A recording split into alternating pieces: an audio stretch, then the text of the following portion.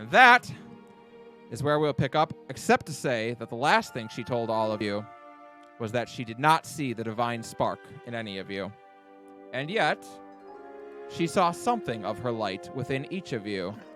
She called each of you flickers of divinity.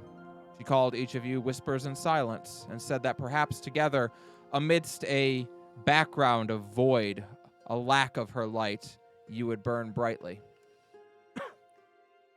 So, that is where we pick up with her having just shared that with you. She goes quiet, and she looks to you all, awaiting your response.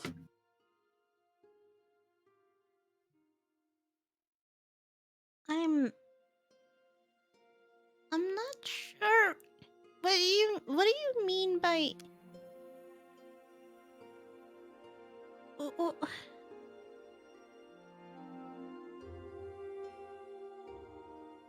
Yes, what child. did you mean? What did you mean by we're flickers? People believe that you are either born with the spark or without it, and that is not accurate. All of her children are born with a piece of her. All are born with her light, but some with less than others. It is not even. Some contain so much of her light that they are able to spark and ignite and attain a portion of the divinity that she herself once held. Others cannot. The 5 of you. I do not see the spark in you in the way that, say, was found in me one time. And yet, more so than most, the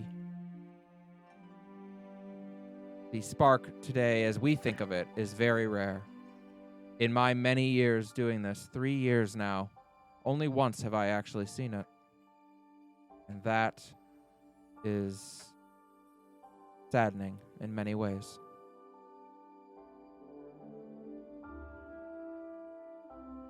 So we're kind of in the middle, like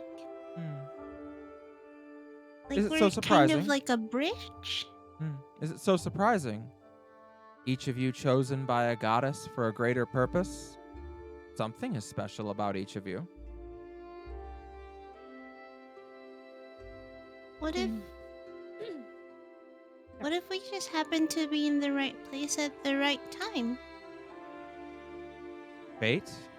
Coincidence? Destiny? Her eyes fall towards Brooks. Perhaps.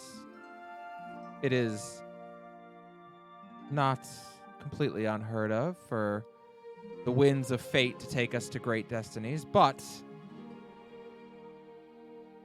well, I was asked to tell you what I saw within you, and I have. I see more of her light than in most.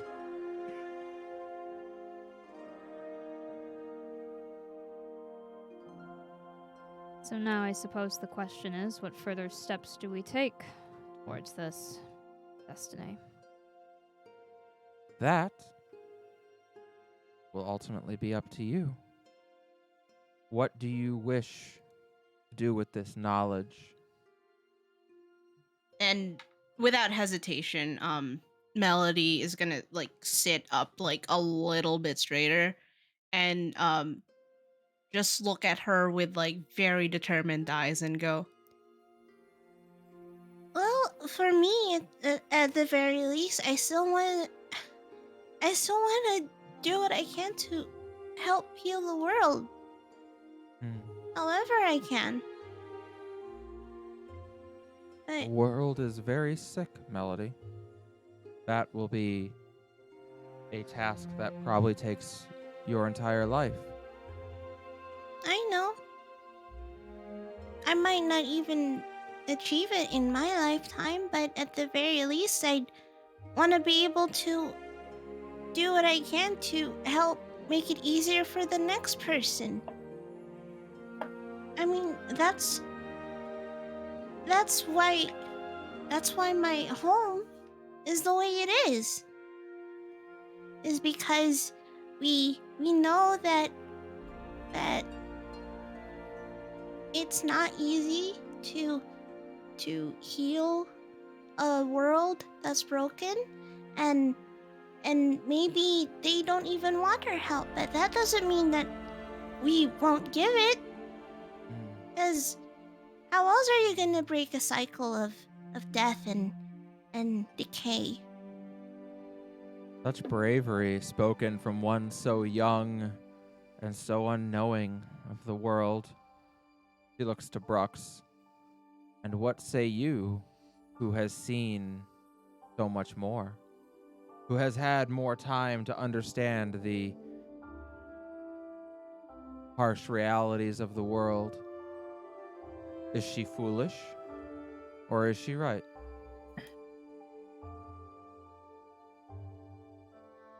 Takes a moment. Slight cough there. It's a good goal. On that, we can agree. She looks to Cerberus. And you, who has seen the dying embers of a once great people, what say you to Melody's goals and ambitions?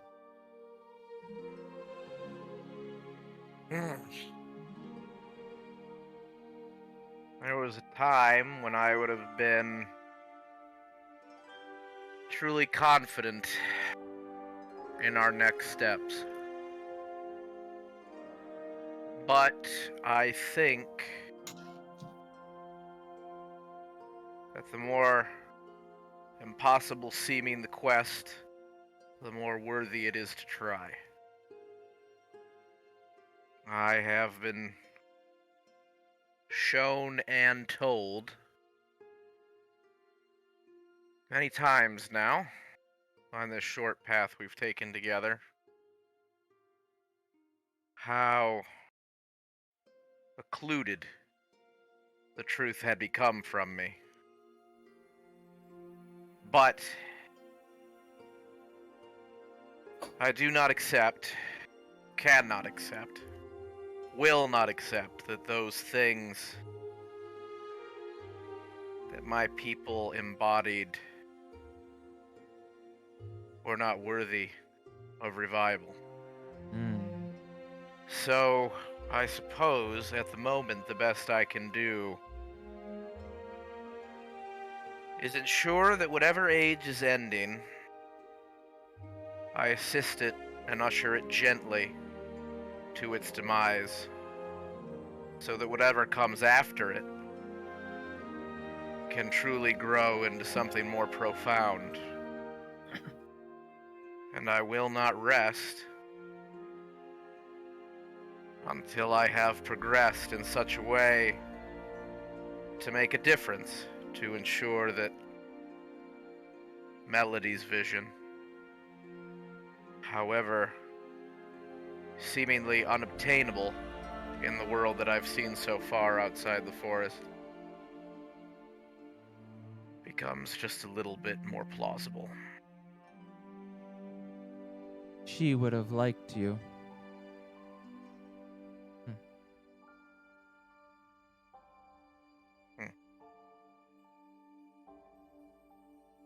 Her eyes trace to Rialta. And you, who does not believe in me or any of the other goddesses that have blessed your way. You who believes only in the prime goddess who yet weeps for dragon. What say you to Melody's dream? Stars can only tell us of major events, but they don't tell us of the day-to-day. I'm here to prevent what I think may be a great shift, a cataclysm, I suppose. And if through that the world can be a little kinder, then that will be successful. changes that are not big or recorded are no less important. I see. Your eyes shift to Caldana. And you, who casts 2 shadows, who remembers not, what say you to Melody's dream? Can you even give an opinion, knowing nothing of who you were? I've seen a couple things of who I was. Kid's got a better idea of it than she did. I did. I don't.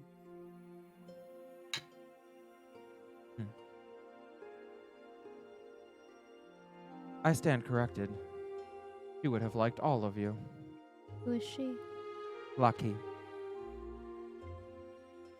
You knew? I have spoken You with her.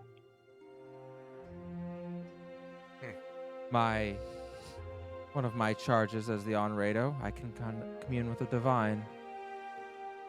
She yet lives in her own way. Not as active as some of the other gods and goddesses of Terrasen or of this world, and yet she continues on, faith powering her, working in her own ways. I think she would have liked you all very much. Is speaking with the gods and goddesses, is that how you know the things you know about us? She smiles at that. You are a bright one. Indeed. I spoke with them all before you arrived. They speak well of you. They assured me that you would be the ones to help. And I see they were not mistaken.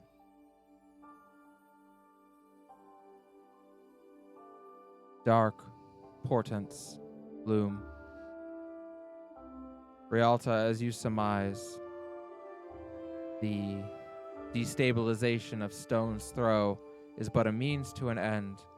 Something greater, something darker yet works from the shadows, pulling the strings and causing these seemingly unrelated events to happen, to create a world just right for what their purposes are. I know not yet whom, or what, or how. And yet, time runs short. Raktala, Mitras and Terran, Savior's Cradle. All 3 of these places have been attacked by demons recently. Fiendish presences have shown themselves in them all. Mina's Grove makes 4. There has not been this much demonic activity on Terrasen since her reign.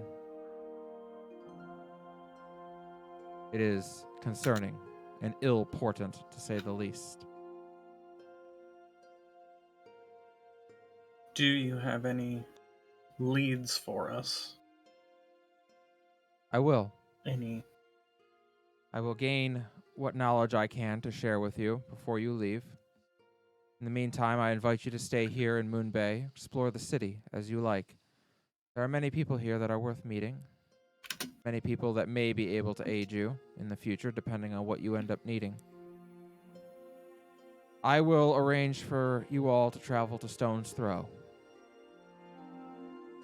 While I do believe Stone's Throw to be a symptom, and not so much the cause, if the situation there is allowed to continue to fester, we may find ourselves unable to deal with what comes of it, even if we do root out the initial cause.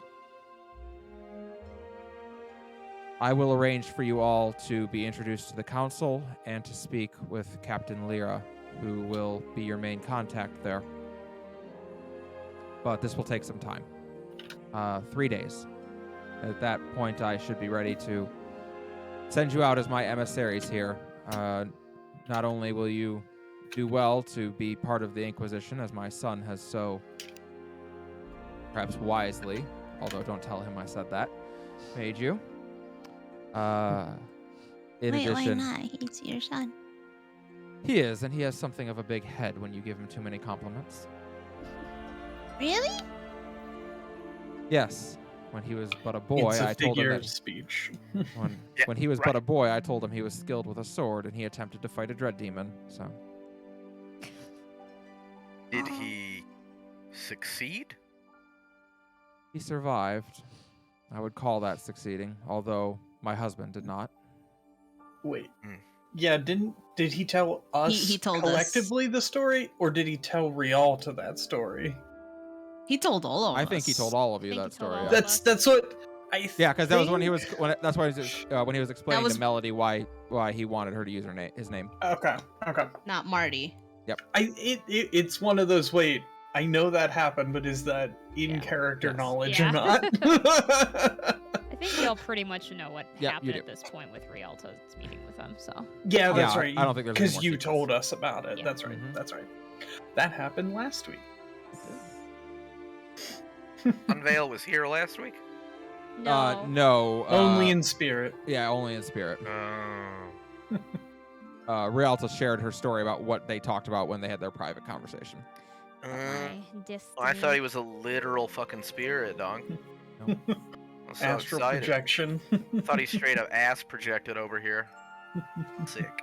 I will begin the preparations for your eventual journey to Stone's Throw. In the meantime, if you have anything that you need of me personally, you may direct your questions to my apprentice here. And she smiles. Yuki noticeably rolls her eyes. Yes, mother, she replies, somewhat curtly. She nods. Furthermore, I would direct you to Captain Alspeth. They are the head of the city's guard. They can answer any questions for you, and I'm certain if you ask, they will have work for you as well. Fair enough. Is there anything else I may answer for you before the DM moves the scene along? I Wait, mean, what's a DM? Not that I can, When you get a message through an app. Yeah, it's when you someone tries to talk to you on your sending stone. Yes. One might I even don't say have they. one of those. Well, then I no mean, I one don't- can slide into it, which is good. God damn. I don't know about anybody else, but there is the desire, may not be appropriate or not, but to ask more about, more follow up on, wait, what do you know about my stuff? You are welcome to ask her anything you wish. Go ahead. Yeah, go for it. Yeah, go ahead. All good. Okay, yeah, so pause. And look around at everybody else. You spoke of my children, Yes, and they're well. they are well. Where do you know where they are? I do. Let me ask you. Why do you wish to know?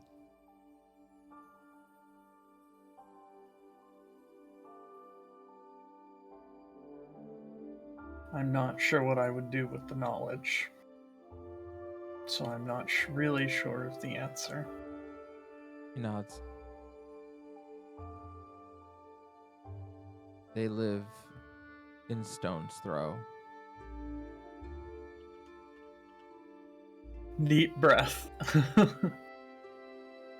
Thank you. And sort of Wait. step back. Wait, you know about the And she kind of like looks to everyone, pauses before. secret? Which secret are we speaking of, my dear? Yeah. And she kind of like cups her hand and goes like, The secret song. Is it safe? The secret. I'm sorry. Did you say the secret song? The sacred song. Sacred song. I'm sorry. I'm blanking on what that is supposed to be in reference to. Oh, hold on. Hold up. what it Sacred is. song has got it going on. That's all I want. I'm gonna sing along. Magic, can't you see? I wanna be happy. There you go. Sending a DM to the DM. I know it might be wrong, but I stole the sacred song. Why would you do that? Cause it's got it going on. You Got want to sing a- along? Ah. Got Okay. a nice Yeah. beat.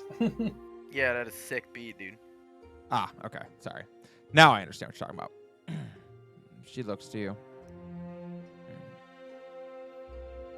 I know of it. I cannot say that I know it.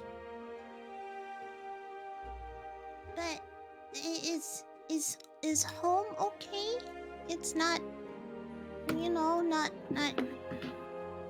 being. I understand. My domain is over family, Melody, not over places. Oh, But, like all Dragonborn, you were born to a brood mother. You were born in a clutch, in a rookery. And I can tell you that your many siblings are well. From that, I would assume your home is as well. wait. Wait, I have brothers and sisters? Yes. I thought I was an only child. And she's Wow. gonna like put her head in her hands and go like, Oh my gosh, am I an older or a younger sister? Oh no, I haven't been home in so long. What if they go hungry? Alredo Suki has a moment of, he has not been home in a very long time and does not know a lot about how Dragonborn work. Very well. But she nods. They are well. Worry not, child. Wait, am I the older or the younger sister? わおすごい Uh, まるで無意味だ How many? Oh, First, boy. the Dragonborn or the Six egg? inspo for the How many handsomest cleric babies did Reedside Mr. of Bird whatever the take closest mountain home? congregation. Robbie, you can take 6 inspos from Robbie. I can take. Damn, 6 thanks, inspos, Robbie. yeah. That Thank puts you. me at 11 from last Yeah, time. pretty Jesus. All much right. whenever Robbie like donates, I'm just gonna assume that that's going to Robbie Yeah. Fat Stacks. Yeah, Like, correct. all right. Yep, there's no bias here. Well, or to be anything. fair, Nope. yeah, that donation was from Varys' biggest fan, so, you know. But she looks at you and she says, Thanks, well, you are neither fam. the oldest nor the youngest.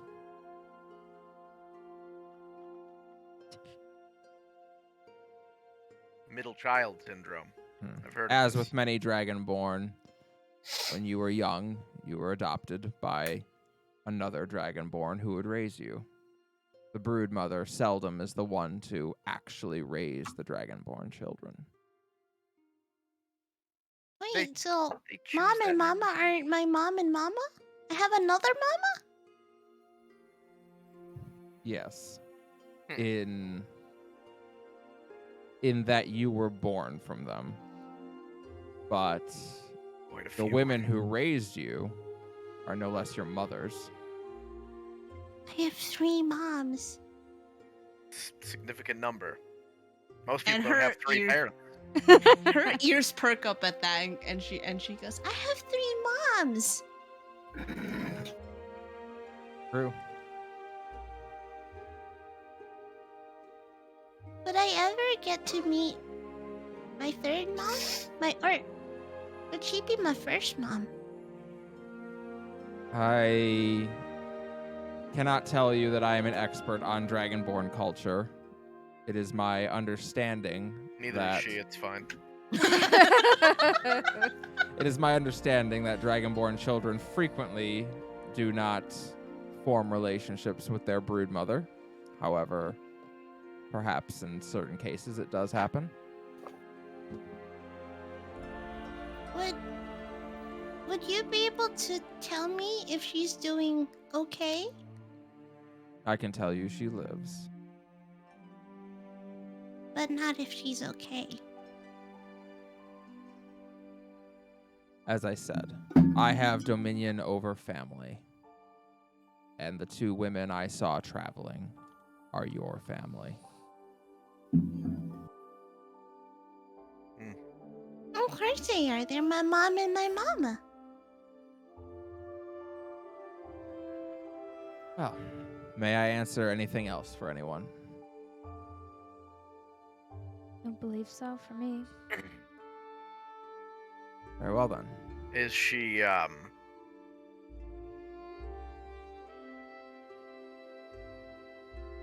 happy and is she safe? I do not sense discontentment from her, nor do I sense fear or danger. She seems alive, well, and healthy. Good. Good.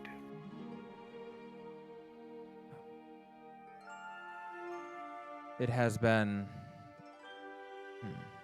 very good to meet you all. I will send for you in 3 days' time when I am ready to see you off.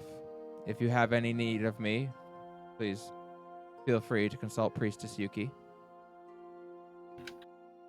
Yuki gives a big thumbs up. Bow my head. For the, Rob, if you didn't see from last time, she is like 9. Oh, is she? Yeah, she's a little girl. It's just there in like priestess's robes that are way too big for her. Oh, that's a lot of responsibility for a 9-year-old. She would agree. She like paid? Like, what is the rules about like child labor in Moonvale or Moonbay? You'd have Do to they ask have her. insurance? I have to ask the kid what the laws about child labor are in Moonbay. Oh, you There's a can ask her horrible if she's system. being paid.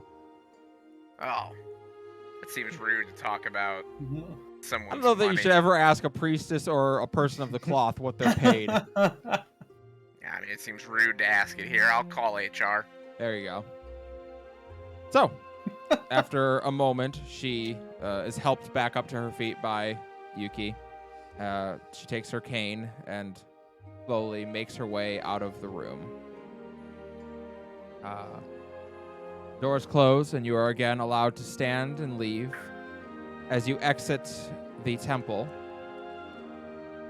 you step back out into the light of Moonbay. It is mid-afternoon, probably 4-ish, maybe just starting towards the evening, but the day remains yours. What would you like to do, players? Was something of when you might have things for us to do if we want to. I'm sorry, say again? Someone had things that we could do if we wanted to or Yeah, something. where's the quest board? Yeah, there was a You quest said there board. was a yeah. quest There was board. a You quest said board. we could get the quest board from some dude. Gotcha. Said some dude had quests. Yep, sorry. I'm Changing gonna the say music. map's turned off. Please assist. Yes, I don't use the mini map because I want to be immersed, but I don't want to have to look for too long. So if you could just tell me where. Need the night board. I paid for the Prima guide, and I want to know. So, you, oh my god, that is way too loud. Why is that so loud? Hold up. Yeah. Sorry, you just gotta believe in yourself. There you Yeah. go. There we go. So, you all make your way out into the midday, the mid-afternoon, early evening sun of Moonbay. In the distance, you can see the great fountain to Penumbra. And as you look at it, even from this distance, you can see the waters spilling over the top of this 3-story fountain are not all blue. They fall in many different colors, and you can even see it from this distance, although it's hard to make out too many details. It's rainbow water. It seems like it. It's Are there certainly frogs in it? multicolored. I mean, it's a long ways away. You'd have to go check. I'm gonna go head towards the fountain, I think. It is in the center of the city. Okay. If you would like to ask the guard, though, where you could find Captain Allspeth, you may as well do that. You may do that as well. Good sir.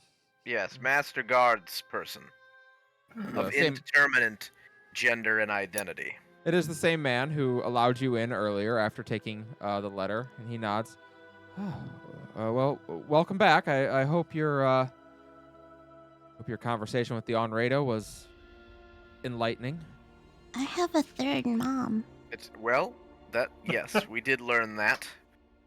We also learned that the Dragonborn still use the term brood mother, which I can't help but figure that the brood mothers probably didn't pick for themselves. But I What? Either way, we were told that we could maybe assist with. Yes. What? need. The fountain. Are there frogs in it? I don't know if it's one of the missions. As an example mission. The fountain. Are there frogs in it? Yes. Well, there might be some. It's a very large fountain. Mm-hmm. I don't Are there think there are. I don't any- remember seeing frogs last time I was by it. All right. Are there any tadpoles? I don't think so. So maybe on the frogs, no on the tadpoles. Is that what I'm getting? I've never really checked in the waters of the fountains too deeply. So 50-50 on whether the water is turning the frogs gay or not. You just happen to have a frog drop on your board. Maybe. That's great. That makes me think that there might be frogs. Are we trying to find the fish in the Presidium for? No, I was curious if the rainbow No, water he's- was turning the frogs gay. Yeah, he went Oh. exactly where I Ah. thought it was going in the first Oh. place. I thought this was a Mass Ferris Effect catches joke. 70 frogs and gets a fork weapon. Fuck off. No. If the water's turning rainbow, it could be because there's fluoride in it, and that, I've heard from a very reliable source, can have all kinds of side effects. Well, I don't believe there's frogs in it. Now that we're all giving Varys the look. Oh yes, and we're also looking for Commander Allspice. No, I'm He not looks- giving Varys the look. I'm staring at what appears to be an empty piece of the sidewalk going, why do I travel with these people? He looks a little offended at the mispronunciation of that name. Okay, But he stiffens that's a what I bit. thought it was. Captain Allspeth. All spit. All right, good. How do you spell that? Alspeth. Shit. Allspeth. I had every letter right except for the. The E was an I, wasn't it? No, it was a B. Captain Allspeth. Allsbuth? Allspeth. Captain Allspeth, if they're not in here in the temple, which I presume they're not since she didn't direct you to them, they would either be making rounds or they would probably be down by the docks. Any significant piece on their person that would designate who they are? Well, they'll be wearing elven armor like most people, but their sword is hard to miss. It has a black blade. All right. Well, we know Did which you side. fucking put the dark saber in here? I did not Yes. put the Darksaber in this game, no. Yes, they're called Jorah. I don't remember the last name. Oh, God. Yeah, no, yeah. Your girl, I'll get to hang out with fucking, Yeah. no, I can't remember the last name. The God damn it. greatest Mando Saxon? Elfian there ever was. Jorah Saxton, thank you. Hell yeah. Wow, the Kelly, great I remember man. your Star Wars game better than you do. I've got a lot of names in my head right now, Well, and all very of well. them are and they're the all Red Lady. elven. Yes, well, then I suppose most likely the docks, then, I think would be the best bet. We certainly can't go every possible patrol they've been walking. Well, we'll start there, and if we see any guards there, perhaps they will be able to direct us to where they've gone. It'll also Uh, let me to check the fish. Yeah, well, the easiest way would be to head straight towards the fountain, and when you get to it, make a left. To the Thank you very fountain, much. say. Mhm. Excellent. We will proceed to the fountain, All right. and I will lead the way to all these tall people if I have to. I feel like I need a balloon attached to my hand for all y'all to see me in a crowd. make your way towards Make your way. the fountain. In the center of the city sits Penumbra's fountain. The structure is humongous and sits in 3 main levels. The bottom level is large and round, the reservoir of the fountain from which many colored waters cascade. These waters are in shades of orange, yellows, purples, and blues, all the colors of twilight. On the south side of the glass fountain is a placard which reads, "In dedication to all who never return from their duty, that their spirits may live on and that their loved ones may find peace. Penumbra, 325 after the fall." Next to this placard is a ramp that walks up onto the fountain and across the water towards an opening in the center. Along this path, water does not fall from above, and in the opening you can see a lift that carries people up through the center of this majestic glass fountain up towards the top. Quite beautiful. All around you can see kids running and playing. Some young couples appear to be sitting at the edge of the fountain. It seems to be a popular place to gather. Further back, some people have laid down even a blanket and they eat there. There are shops and some stalls in the area as well. And it's the center of the town.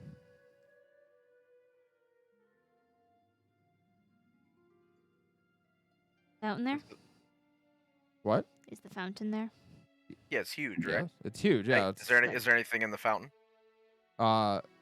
water is in the fountain. Anything else?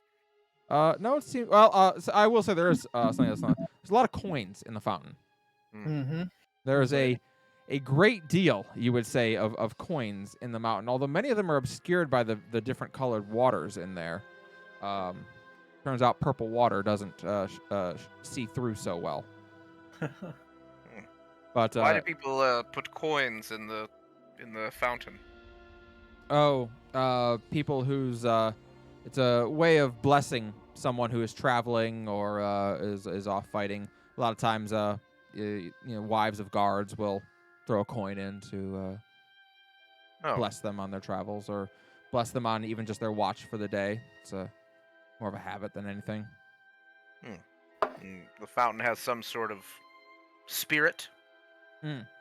It is dedicated to Penumbra, who is the Twilight Goddess, and she protects those who, specifically those who go to war or answer the call of duty to bear arms. She protects those who leave a lover behind. I see. Rail just kind of stares at the fountain for a bit as this is being told. There is the fountain, Rialta, it is beautiful. Much like when you were in the tavern, those beautiful glass sculptures that you saw hanging above and reflecting light down. This entire fountain is made from that same sort of glass material, although this is see-through, completely transparent, and it reflects the water in all kinds of different fantastic ways as it falls. There are lights even built into it. They don't look like lights the way you'd think of them, but more like almost a firefly that are built within them and illuminate the waters as well.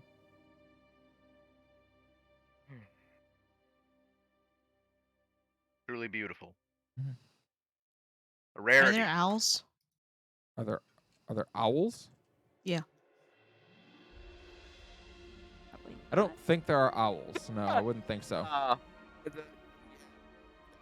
Oh, we can't hear you, Rob. What? No, really? Say it again. Say that Sorry. again? You were just, Oh, I think, a sorry. little unclear. It I was got you the now. yeah. It was the yeah that got me. Oh. It wasn't the owls part. Oh, That was okay. owls, and then Yeah. owls. Yeah. Yeah. That No that I've- question. like Just- Rob, I feel like you were flashing back to Tim right there. That got me. It was so like just like yeah. Owls. Yeah. Owls. Listen, What dipshit. about Are there it? owls? Like what do you mean? What are you asking about? Yeah. You know, why- like- I don't see why it's You know, like confusing for you. hoot owls. Like Yeah, honeybees. yeah. Just really, that really tickled me. I got you. Yes. No, I don't believe there would be owls in this glass fountain. No. And I thought my frogs question was weird. Because, do you get it? Do No. you get it? Why? Do No. owls come out of rainbows? Or leprechauns owls? What are you talking about? Owl City, fireflies. Oh my Oh, god. that was a deep cut. Okay. I would Open not have your gotten that. eyes. Yeah, I was gonna say I don't think Pull each I- of I my used to listen- toenails off. I used to That's how honestly bad that pun was. honestly Technicolor Dream. No, that's not the name of It's the not song. really Anyway. a pun, it's just a reference. Hey, Kelly? Hey, is Joseph in the water? Kelly, All right. with his technic... Kelly! Sorry. From I the should- play. I got it. Yeah. Kelly! So- Rialto's gonna be admiring how When the pretty this moon fountain hits is. your eye. Alright. That is where we're at. Well, Anyway, all it's an Rialto's gonna say is that the fountain reminds her of an opal stone. Yay! That's just not a Nope. reference. It just is a fact. an Okay. opal... Oh, I get it. Like that show. I meant the stone, the precious stone. Oh, okay. Well, Have you thought you seen were him- referring to Steven Universe and all of the I mean, yes. LGBTQ plus representation. There. Have you seen an opal? That wasn't a. That's not a joke. That's. Oh, I okay. seriously thought that's what you were referencing. Yeah. No, I meant What opal? What are you talking about? the precious Like, stone, like rock. the metal. like yeah. the stone, the jewel. no. Those are not Well, coins. isn't it metal? Those are coins, and it's not a metal. It's a precious stone. It's a mineral, Jesus fucking but it's a. What I said. Those are. I'm What? saying. I'm still confused. Are you all right? that Why are you talking? There's coins in the water. At least the frogs made sense. I understand the Owl I City reference now. was So explaining. what are you talking about? Describe the fountain as being kind of clear with lots of colors in it, like an opal stone. Oh, I mean, it would depend on the cut, but that's fair. Yes. Okay. What the fuck just happened? I don't know. I was I have enough confused. alcohol for this. I I asked know a sincere question and was mocked for it. I was saying that that Unfairly. is what Rialta would say. I'm talking to Rialta. That's why Okay. my voice sounds like this. I can't This tell. is That's all just in character. the precious I stone, Sir Did Varys. not understand why you were mentioning opals. I got confused both in and out of character, and I had to deal with it. But we should go to the docks or something. Lord, it's a beautiful fountain. It's very artistic. I love it. Elven architecture. I'm quite proud of it. And I didn't build it, but you know, it speaks of a higher form of art. I think an almost opaline form. Let's go to the docks. Melody this entire time. Melody this entire time while this is all happening just has her head at like a permanent 45-degree angle and her mouth is just like dropped. Just wide open going like Oh, I thought the other building was pretty, but this one's Hmm. oh. It is truly marvelous. Yes. Indeed. Caldana, as you're standing there, Lestitia steps up next to you and looks at it as well. Well, you have to give them credit for architecture, I suppose. Most impressive fountain I can remember, at least. Don't imagine we had many up in the mountains, but could be wrong.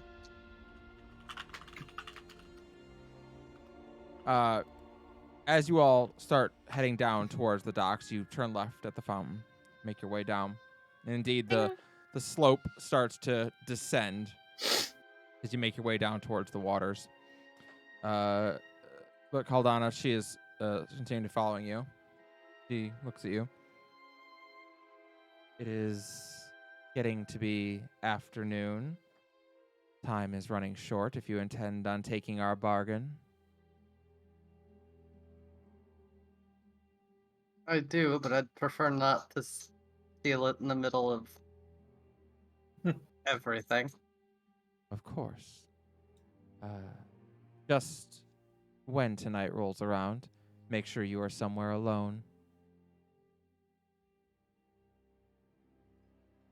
I can manage that.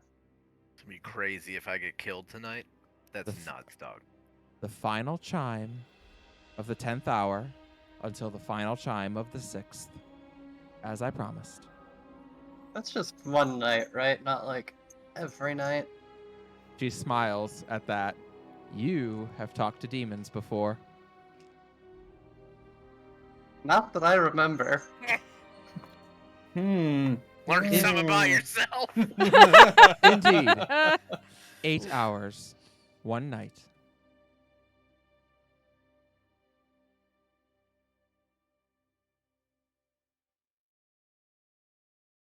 Well, I look forward to this evening then, mistress. And she vanishes.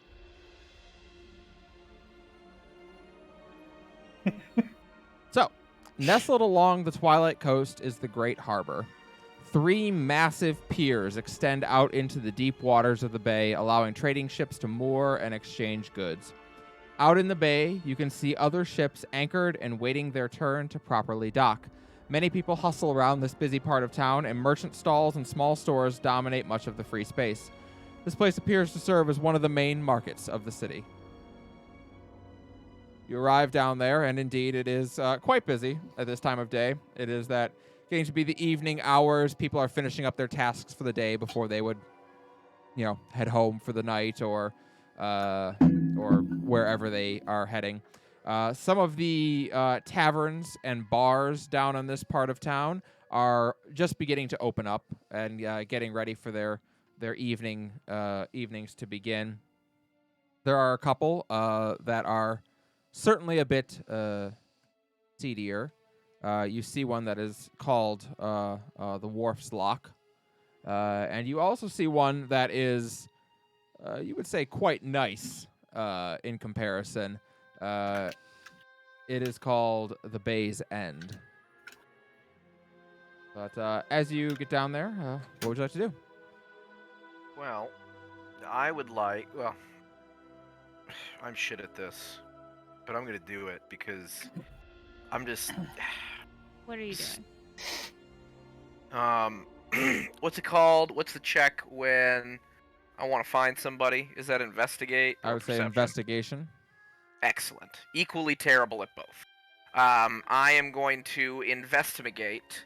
I want to find this guy with the black blade sword dressed in elven armor. Did we ever get... I say guy in a gender-neutral sense because it sounds like they might be non-binary, but the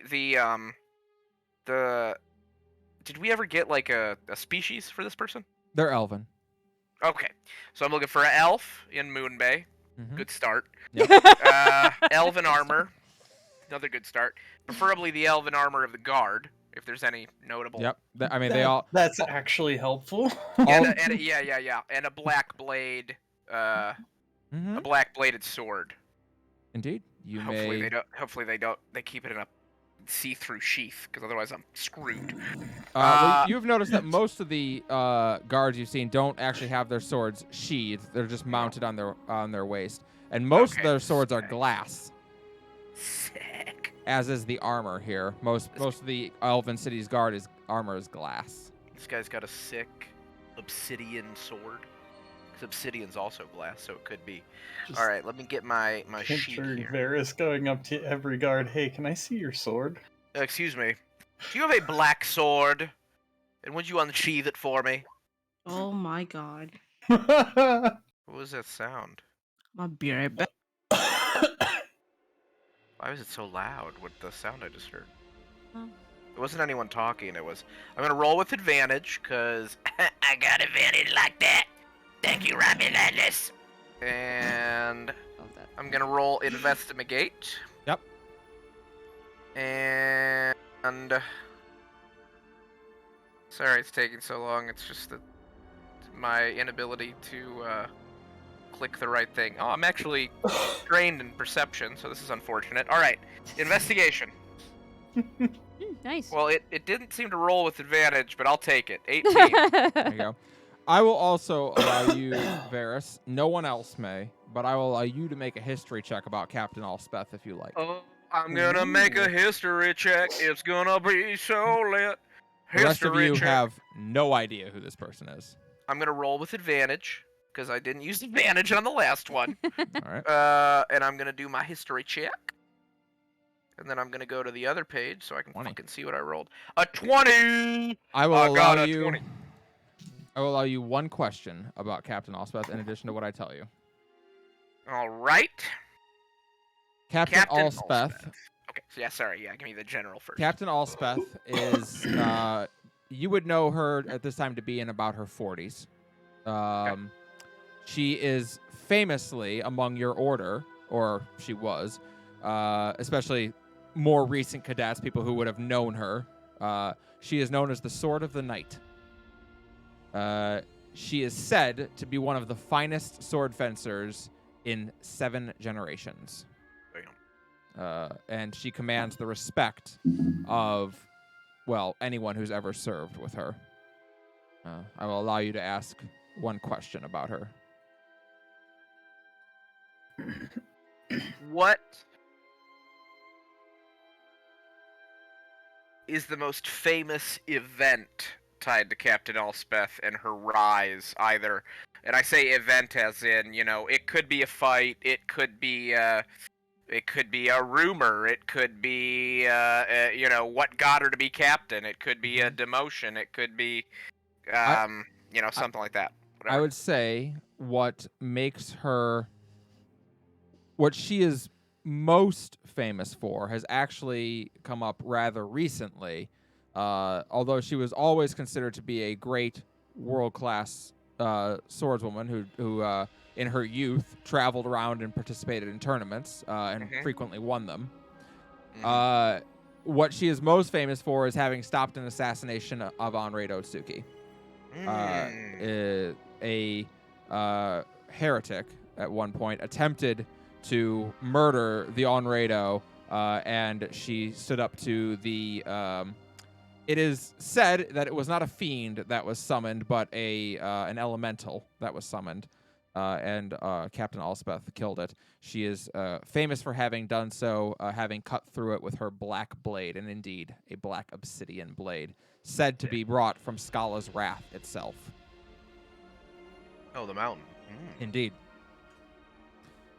I would say that's what you... and with your perception check, takes a little while. You make your way around the docks, and it is actually over on the northern dock where you do find her.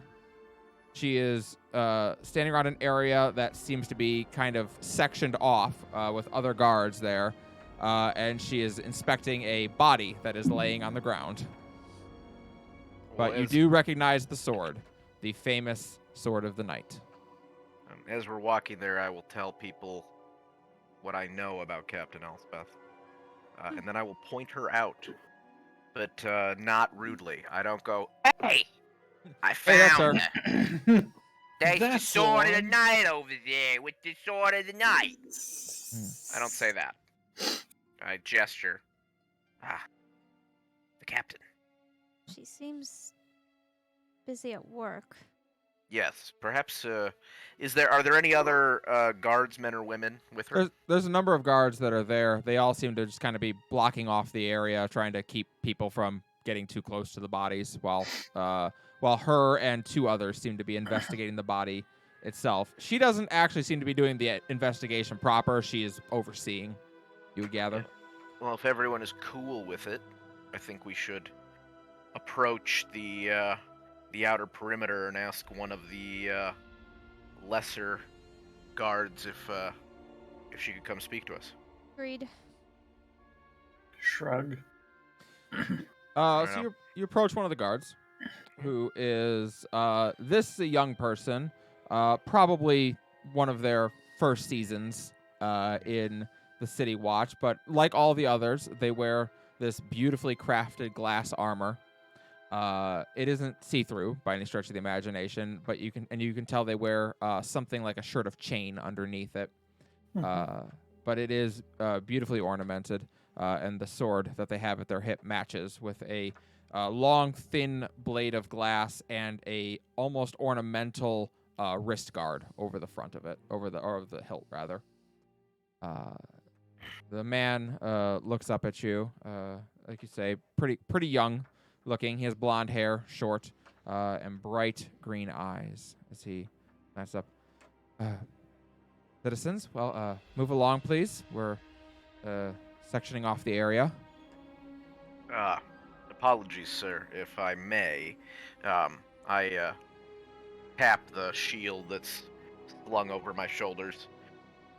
I am Cerberus of the Green Shield, of the Ancient and Honorable Order of Oak and Ash. I smile and I look at him as if he should know what that is. Yeah, he does know what that is. Or at Oh. least he knows what Grandma has told him. Anyway, Yeah. he's like, "Oh, that's real." Yeah. Yes, it is real, and I and my companions here have recently come from speaking with the illustrious Onrado Suki.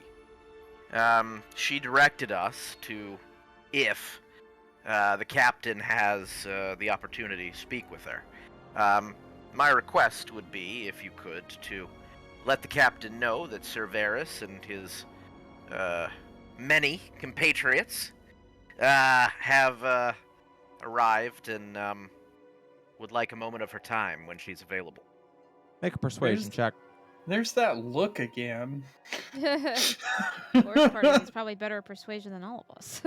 I will make a persuasion check, which I am good at. Well, I should be good at. I am Oh. trained in it, and I have good charisma. So I have Oh been fucking muted the entire time. Oh no. Oh, were you? Oh, that's Yeah. sad. Sorry, you had said BRB and then we didn't realize you came back. No, It's it's true. fine.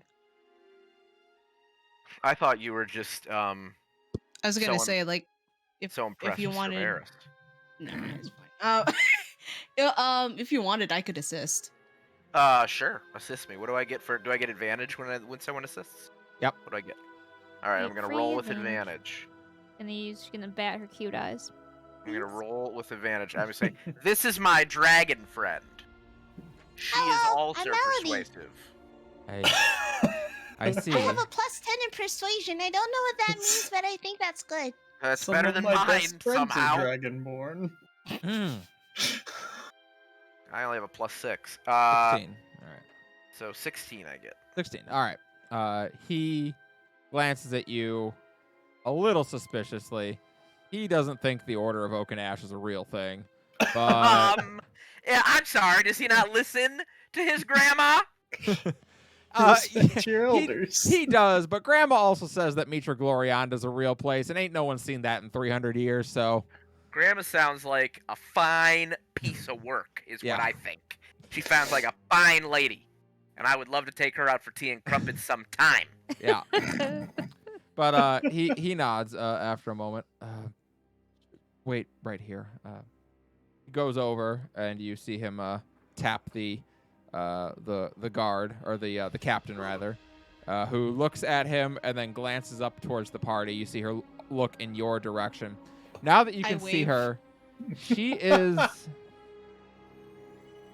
Rob, you were not super far off in describing her as very NB. She is she has her hair cut short, very much in a man's hairstyle. However, she does have a very lovely face. Although, unlike so many of the elves here, she does not wear any makeup. She appears to just go out as she is on a daily basis. She does wear armor that is more befitting a man than a woman. And her chest, if she has much of a chest, it is bound because the armor does not extend out in any way.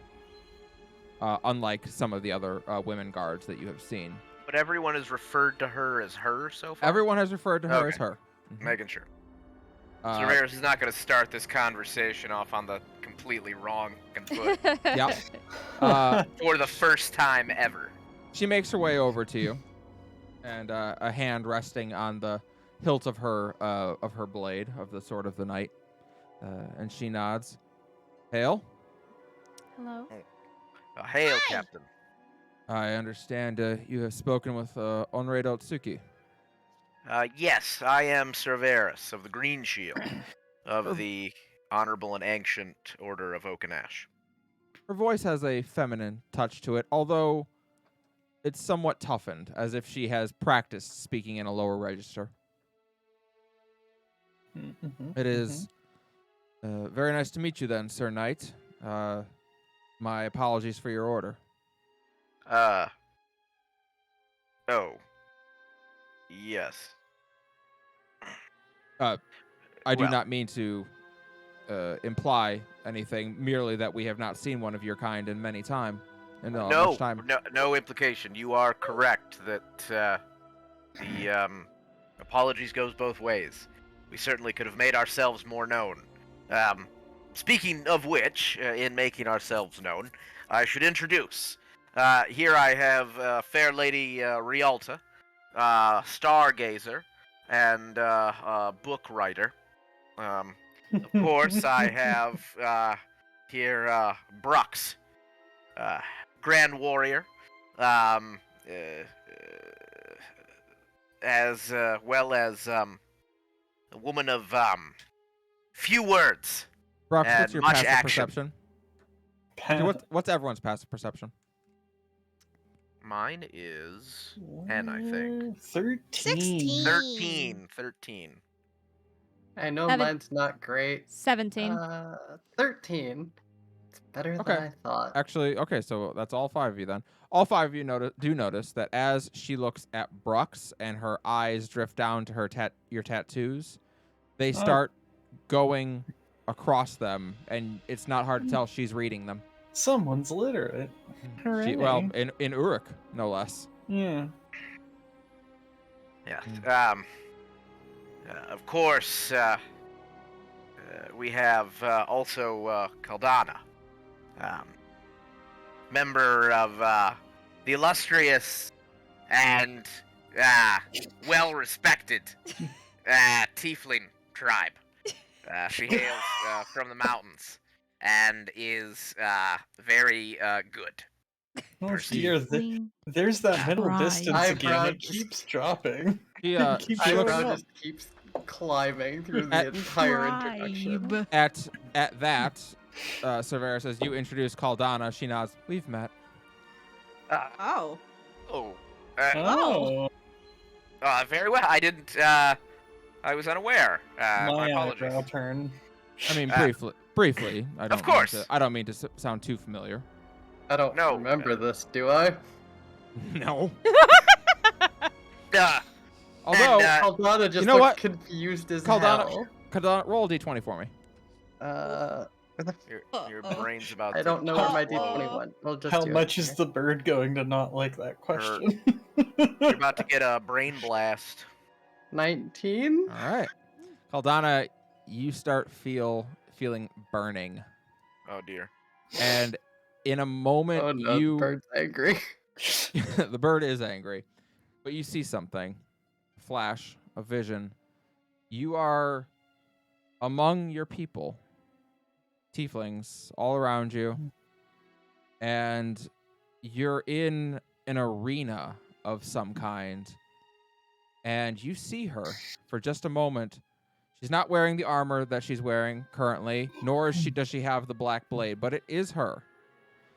Her hair is slightly longer, as though she's been traveling, and hasn't been cut recently. But she is standing in this arena, an arm behind her back as her blade is drawn, and she is dueling a tiefling that you recognize, someone you've seen before. They're very good. They're one of your best. You trained them, you think. And then it snaps out. Caldana's just grabbing at her head because the bird is very pissed off. The bird is Suds! very angry right now. What But did I tell you? as the vision fades, the bird fucks off as usual. Fucks off. She does have headaches. I see. Well, Suds gets Oh. angry and hers Caldana. I keep telling Suds not to do that. Suds! Yes. So, no worries though. She's quite capable, and I'm sure she will unheadache herself in a moment. The young young tall lady who is speaking about something that the captain really wouldn't want to know about at all is Melody. Yes, Melody, brood child of the many clutch, and also recently discovered to be sibling to many siblings. A middle Hi. child, by the reckoning of the Onrado, and also the only person I know to have 3 mothers. So, Hi, I'm Melody, and I just found out I have a third mother. yes. So, quite a few interesting tidbits And a lot there. of brothers and sisters, apparently. I see. I'm recognizing I may have overshared. Regardless, it is good to meet you. Well, on behalf of the Watch of Moon Bay, welcome to our city. It's very lovely here. Thank you. I cannot imagine the circumstances that would see an Uruk, a Dragonborn, a Tiefling, an Elf, and a Dwarf Yes. traveling together. But She almost called welcome. me a halfling. She almost did, but she caught herself. I just Uh, fucking remember what I wanted to dwarfling. ask. But, Suki. Welcome. Indeed, we find ourselves in a unique situation. Well, if the Onrado has sent you to me, I presume you are looking to make yourselves useful. We were Yes. told to come to you Nod. for that very motion. I see that you are busy with something now, but Tell me, are any of you versed in investigation?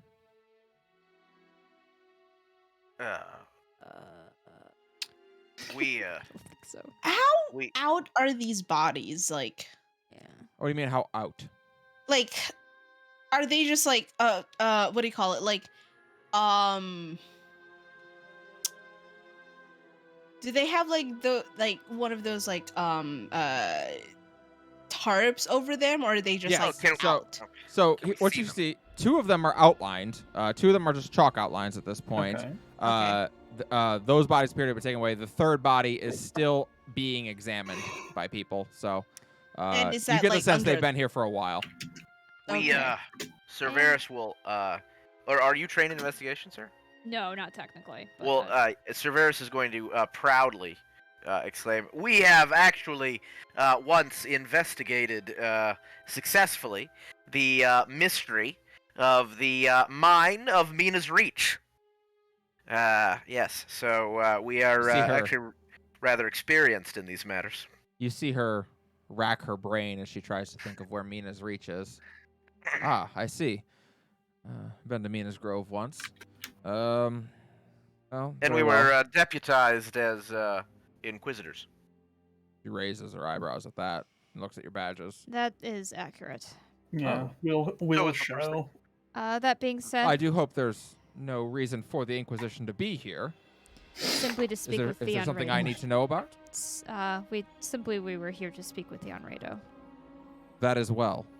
Are very unique experiences. And Oh dear. she's like looking at her hand at that. Provide us with the necessary tools with which to assist in unique investigations. Yes, very good. Yes, that. Very well. Well, That is a well, we'll see. Perhaps come with me, and she leads you over to this body. The person laying there is a elven man as well. Well, whoever would like to attempt to may make an investigation check to see what you see about him. Aye. Mine is Wait. +1, so Wait, I'll allow 2 people maximum to Better make this than mine. investigation check. Nope. I have a +3. okay. I've got Better a than 2. mine. All right, so should we got be Brooks Brooks and and- Melody. Brooks and Melody, then. Melody. Am I able to spend advantage on other people or no? You are not. All right. Ooh, that's a 21. 21. 13. All I will tell you what you both notice, and then I will allow Brux a question. Both of you take a look at this elven man. He appears to be probably in his early 20s. He has dark green hair. His eyes, which are still open, are blue. He wears what looks to be slate gray coveralls and boots, which seems to be common attire of the docks area. Someone who maybe works here in some way. What is very noticeable is his cause of death. Indeed, there is a long gash across his throat, and also one of his hands is missing. Which hand? Oh. Sorry? Which hand? His left hand is missing.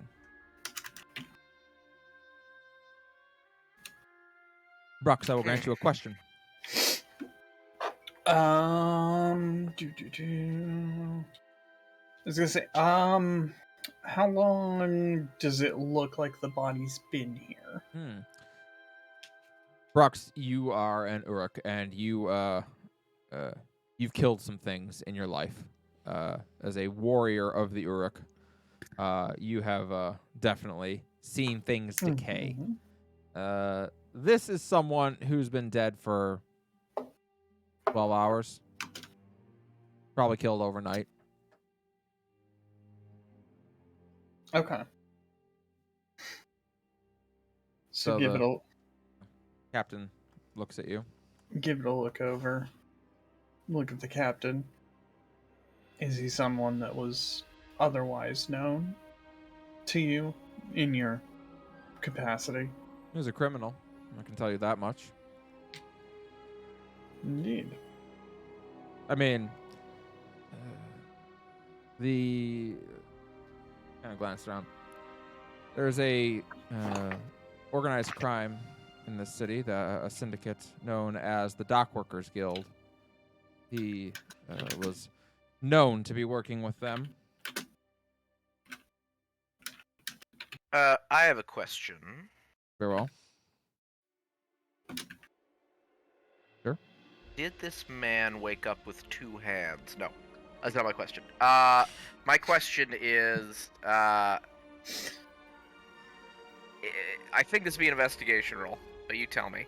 I know that they did an investigation to look at. I don't know if it would be a history roll, but could I make an investigation or some other type of roll to see if any, given that the captain has mentioned, the crime syndicate, that if any of the markings or wounds or anything are tied to any sort of group or ritual that I know. If there's any sort of ritualistic killing or call sign killing or anything like that.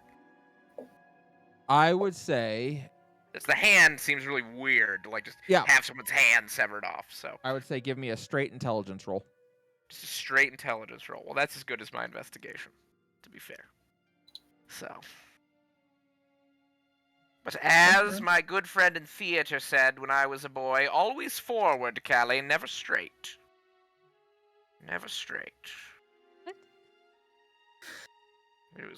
He was gay. His name was AJ. He was a very funny person. All right.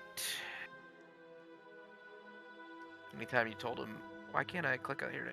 Anytime you'd be like, oh, just straight down here, it'd be like, never forward, or never straight, always forward. You go, that's old. All right. I'm clicking on the wrong thing. All right, intelligence. Here we go. What'd I get? 7. Yes! I didn't even use advantage. Please tell me what Cerberus is very confident is true. Cerberus. Yeah. You are certain. Yeah. That someone, a mortal person, Yeah. took this person's hand, because animals don't just take hands. They would have Understood. taken more, probably. Understood. That is not the Excellent. choice cut of person. That said, I will tell you one thing that you can know just straight from Mm. your insight, and that is that you have indeed recently come to know a person named Carmen, who quite famously was infiltrating and, was impersonating a group called the Severed Hand in Stone's Throw, which is a known crime syndicate. Hmm. Interesting. Indeed. Putting these things together, given that they were clearly not ravaged by animals, as the animals are not known for purely enjoying the delectability of hands and the sheer amount of gristle a hand has. Or Captain to be Allsmith just honest, looks at you. And to be I know honest, this. animals aren't also known for being in the city. That's another good point. One I hadn't considered. Yes, that is an excellent point, Brux. I look at the captain. I told you, they're sharp. So if Eyebrow. given that, and in addition to the name of the severed hand, it is leading me to believe that potentially this person woke up with both their hands and only recently had one of them cut off. Possibly even by, well, probably some sort of humanoid. Maybe even a humanoid that could be part of an organization. An He kinda organization chuckles. like the Severed Hand. Indeed. I'm going to be honest with you. You lost me. Ah, Aldana is visibly questioning why she Rails is is taking notes. spending her second chance at life with these people. It is indeed the calling card of the Severed Hand turn you evil again, Caldana. to remove the left hand of their victims. Hmm. However, Severed Hand are not known for operating in Moon Bay. No. That said, I have reason to believe that there is a representative of the Severed Hand here, and while it is difficult to say for certain, I fear we might be finding ourselves in the middle of a turf war. Really not good. Or 6 months ago, 6 months ago, these docks were run by a group called the Rising Tide, and that group had run, well, crime in Moon Bay for the better part of 10 years. I had myself attempted many times to snuff them out, but it is, well, as it always is, difficult. The Rising Tide was relentless in their pursuit of family of their opponents, and it was hard to get people willing to stand against them. We found something of a balance with one another. It was not preferable. However, about 6 months ago, the new group, the Dock Workers Guild, exterminated all of them. Now, it would seem that either the Dock Workers Guild is, or someone else is trying to paint the Severed Hand as the villains here, or they are indeed trying to make inroads in Moon Bay. Who is this person that you know to be part of the Severed Hand who is here at Moon Bay? About 2 months ago, a bar up the way was bought out by a organization we believe to be a front for the Severed Hand. It is now people who go in there, well, they don't like to talk about what they saw or what they did while they were in there. They come back out very quiet. I myself have gone in there a few times. I've never seen anything untoward. However, I am well known for who I am, and it is not easy to infiltrate. There is a woman there who, well, her name is Amelia Silver. One of Jesse's wives, you think? I'm quite certain. Amazing to keep the last name. Obvious. Gentleman Jesse Silver, from what little I know. I'm sorry, her name is Amara. Amara Silver. Gentleman Jesse Silver, from what little I know of her, sounds like a woman who wants to be known. Fair enough. The She audacity seems to be part of the attraction to power for her. I know very little of Gentleman Jesse Silver. I did not spend too much time in the company of the severed hand while I was in Stone's Throw. However, I do know her by reputation. Indeed, she is a very public figure. She owns a great many businesses, most of which we suspect to be fronts, although it is exceedingly difficult to prove it more often than not. She, indeed, is not one to shy away from the spotlight.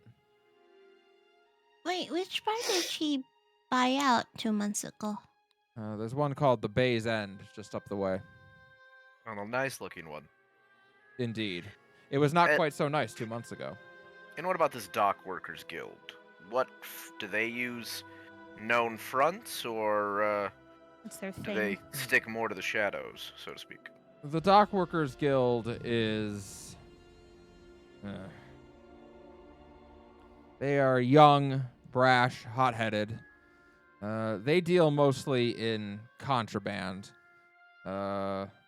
Things like drugs occasionally, often stolen relics from places like Alcana.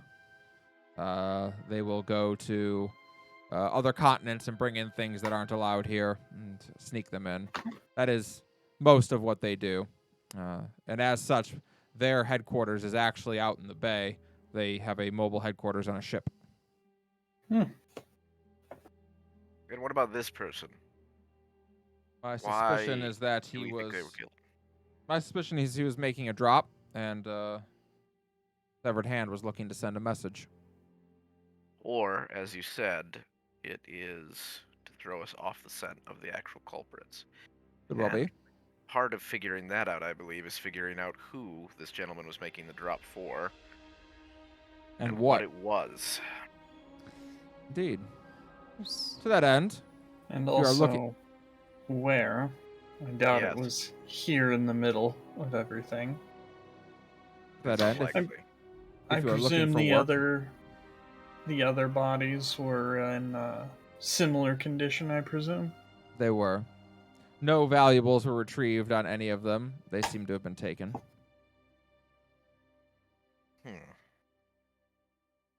Yes.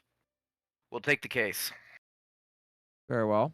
I need you to find out who is responsible for these killings, whether it is the Severed Hand or whether that is a ploy. If you are able to determine who was responsible, I will reward you with 500 gold pieces. I see. How much do the public know about what's happened here? That's a very good question. As always, when I ask about it, people have said they didn't see anything, which is a very wise thing to say to the city guard, if I'm honest. However, I would be surprised if no one knew, but I have yet to unearth anything. It's meaning it's spread around town of what happened, how these people died. Oh, my apologies. Yes, it is pretty well known that there was an incident down at the docks earlier today, and some people were found dead. Got it. Good to know. Well, Are you have you finished with looking him over? I don't know what else we're going to be able to learn from him. I was going to have them take him back to be buried. May I? May you what? Help clean him up. Or at the very least, close his eyes. Are you a priestess or a cleric? she's the closest thing that matters. Hmm. She's Certainly somebody who among cares. us. Very well. And Melody's gonna gingerly walk over to the corpse and do her best to set him straight, like straighten up his clothing, close his eyes, put both of his arms like across his chest.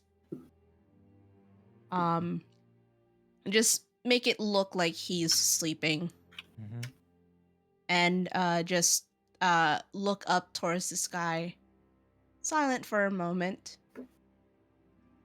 and then she's going to start to sing Moreau's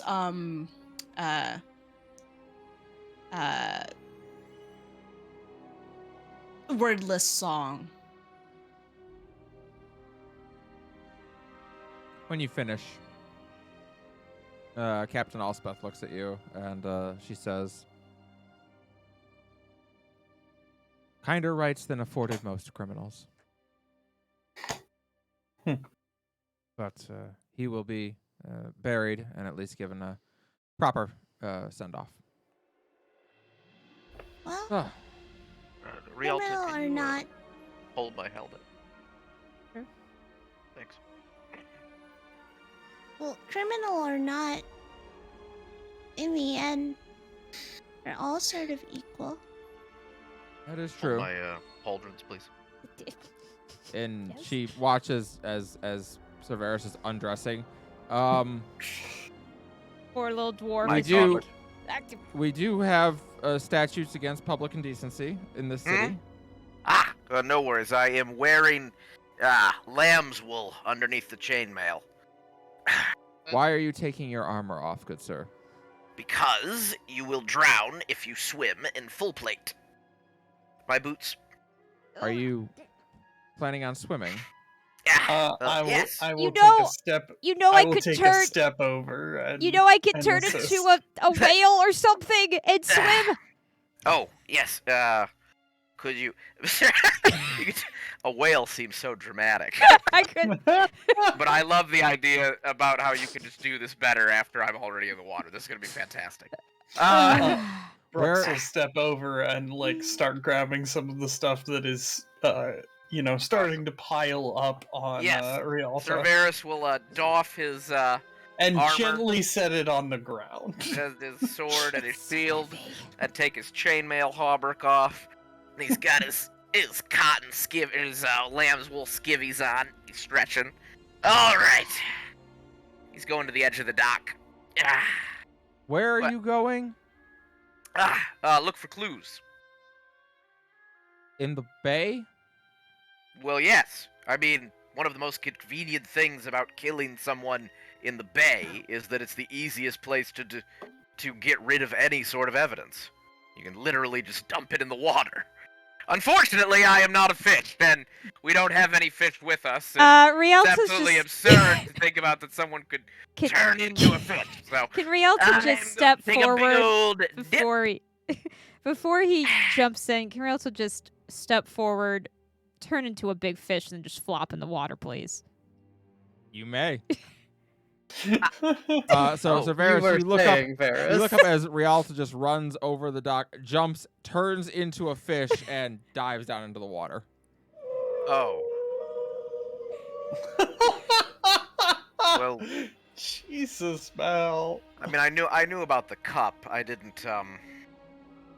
All right then. Oh, you weren't there. Robbie wasn't there for the goat, but Cerberus I- was. Lady, I'm a goat. Cerberus wasn't. Cerberus was there for the goat, but he hit his head in that last fight. Yeah. And, Sir Or- Robbie was not. Actually, that's- question: Would you have turned into a whale, or would you have turned into a bigger fish, smaller than a whale? Smaller than a whale. A Please bit. don't turn into a whale in the No. bay. No. You'll So- wet so- yourself. It's more like a Yeah, big that fish. splash will be So more significant. like this. Yeah, like She's a a dolphin. I'm Okay. a dolphin. Yeah, we can say I'm a Alright, dolphin. great. Well, let's say I'm a dolphin. That's Alright. a little more. Sure, why Um, not? So what are you looking for, Rialto? What are you looking Um, for, Severus? Just Oh. looking for anything that was near the bottom where. Particularly in my mind, hands, objects that, they said they didn't take any valuables, but I'm wondering, and obviously if they had a drop, they could have just taken it from them. like every sacks but- or chests. Exactly, sack, chest, small box, even if it was paper and they threw it in the water, maybe we have some magic that could do it. Basically, I know there's gonna be junk down there. I'm looking. Cerberus is ready to dive in and look for anything, Okay. especially hands. If he had found hands down there being nibbled by crabs, he would have been like, "Gotcha! All right. I Survey. found that." Investigation check. Rialta, investigation check with advantage. Cool, because I only get plus. I'm going to turn to Caldana and Melody and just be like strange friends we find ourselves with. Useful friends, I think, is Uh, what you mean to say. Captain Alspeth just nods. Well, if you need me, the barracks is up near the fountain on the southwest side. Yeah. Oh. Okay. I'll be there. Wait, before you go, I have a question. Please. And she's more like like kind of like fidgety about this, kind of like looking down at her toesies, and just goes, have you seen other people like me? Have I ever seen another Dragonborn? No, like me. They may have been weird for a Dragonborn. And I'm starting to learn that a lot of people expect Dragonborns around here to be like all grr and angry, and they may not. They might have been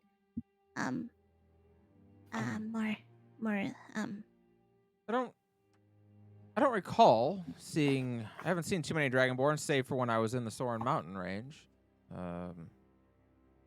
But no, I'm sorry. I don't recall seeing anyone similar to you. Oh, okay. Not even like a pair of them, maybe. I don't recall a single, let alone two. I apologize. But it's okay. Thank you. She nods to Brooks, and then Yes. nods to Caldana, a little bit more familiar, and nods to, well, it was very nice seeing you again, Matriarch, and she turns and heads out.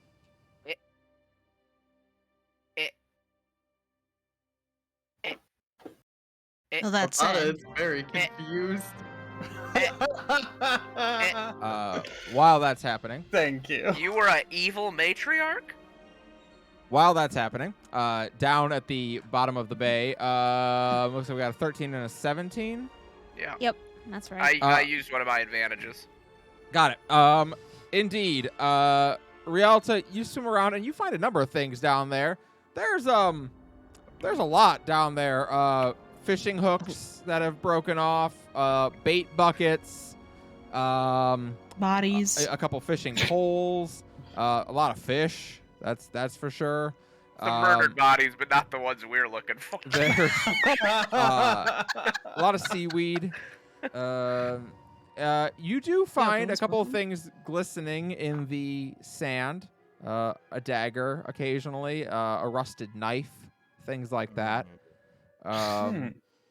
Probably, perhaps at one time, discarded. These look like they've been there for a minute. Cerberus, as you're looking around and watching this dolphin swimming circles around you as Rialta staggers around, Pisses me off a you... little bit. It does, and it should. You are making your way down, and you're searching more down along the sediment down at the bottom, and you see amidst the darkness a top of a wooden chest. About how big of a chest are we talking? It is a pretty sizable chest. It's probably like a 2.5 foot wide chest by 2 feet back and probably 3 feet deep. It's decently buried in the sediment, but it's a sizable chest. I'm gonna try to get Dolphin Alta's attention. Mm-hmm. I'm gonna. Well, the first thing Cerberus is gonna do is Cerberus is gonna try to clap, and then he's gonna realize he's in the water and it's not making very much sound. That's Yeah. gonna piss him off. So he's just gonna try to like wave until Yeah. Rialta sees him. Doesn't take Mhm. long, Rialta, before you spot him over there. She nods her big And then I'm nose. gonna start. You try to open the chest, or Yeah, I'm trying to like pull it up so that I thought like it was like buried. If I mean, if I could open it, great. The but top I would say is visible. It's about halfway buried down, but the top is visible. is it locked? Am I able to move? Does it when I move the lid? Does it move? Can I move with my nose? Uh, I got a big nose. so yes, Busted shut. it's not rusted shut. No. It doesn't look to be locked either.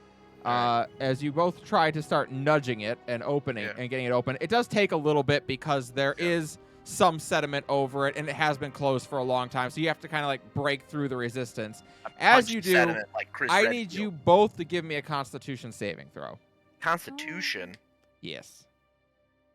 I'd like to I remind didn't you that even I'm do immortal, 21. and I am an immortal turtle. Uh-huh. Pretty sure turtles aren't actually immortal, Con save. Shut up. although they are awesome. 15. That's not the right answer. Rialta? Yeah. When you You just don't say. seem to notice anything. You're fine. Okay. Why do you specify different reaction? Why is it different reaction for the different result? Varys, I'm just going to say, Yeah. you feel great. Oh no. You've never felt this good in your life. Oh no. Did Oh you? my. Did I There is get- a sense of, you have a sense of euphoria Oh, running God. through you right now. You are on great. cloud 9. Oh, fantastic! I love it. Fantastic, Oh dude. god. I'm gonna and even indeed, more eagerly, well, probably eagerly at this point, because in my mind I'm a grand bird with wings the size of a rainbow, Mhm. and I'm just pushing open the chest, super excited. Great. Go ahead and make another con save for me then. Okay, I thought, fine, Was Happy to that do a it. good Barrett's note? Why- gonna OD. fucking, he can't OD. He's immortal. I've explained this. What'd I get? You got 15 again? 15, hell yeah. again. Hell Alright. yeah. So you wedge the top of this thing over. Inside, there are 4 burlap bags, 4 burlap sacks in there. And the water that is now flowing in and going up and rising up out of there is tinged red. Probably fine. A deep, not the color of blood, but Yeah. a more fluorescent, almost brilliant red color. Oh, and, cinnamon bags. Cinnamon bags. Yeah. Yeah, red I sand. love cinnamon dog. I And- cannot wait to get a sweet roll.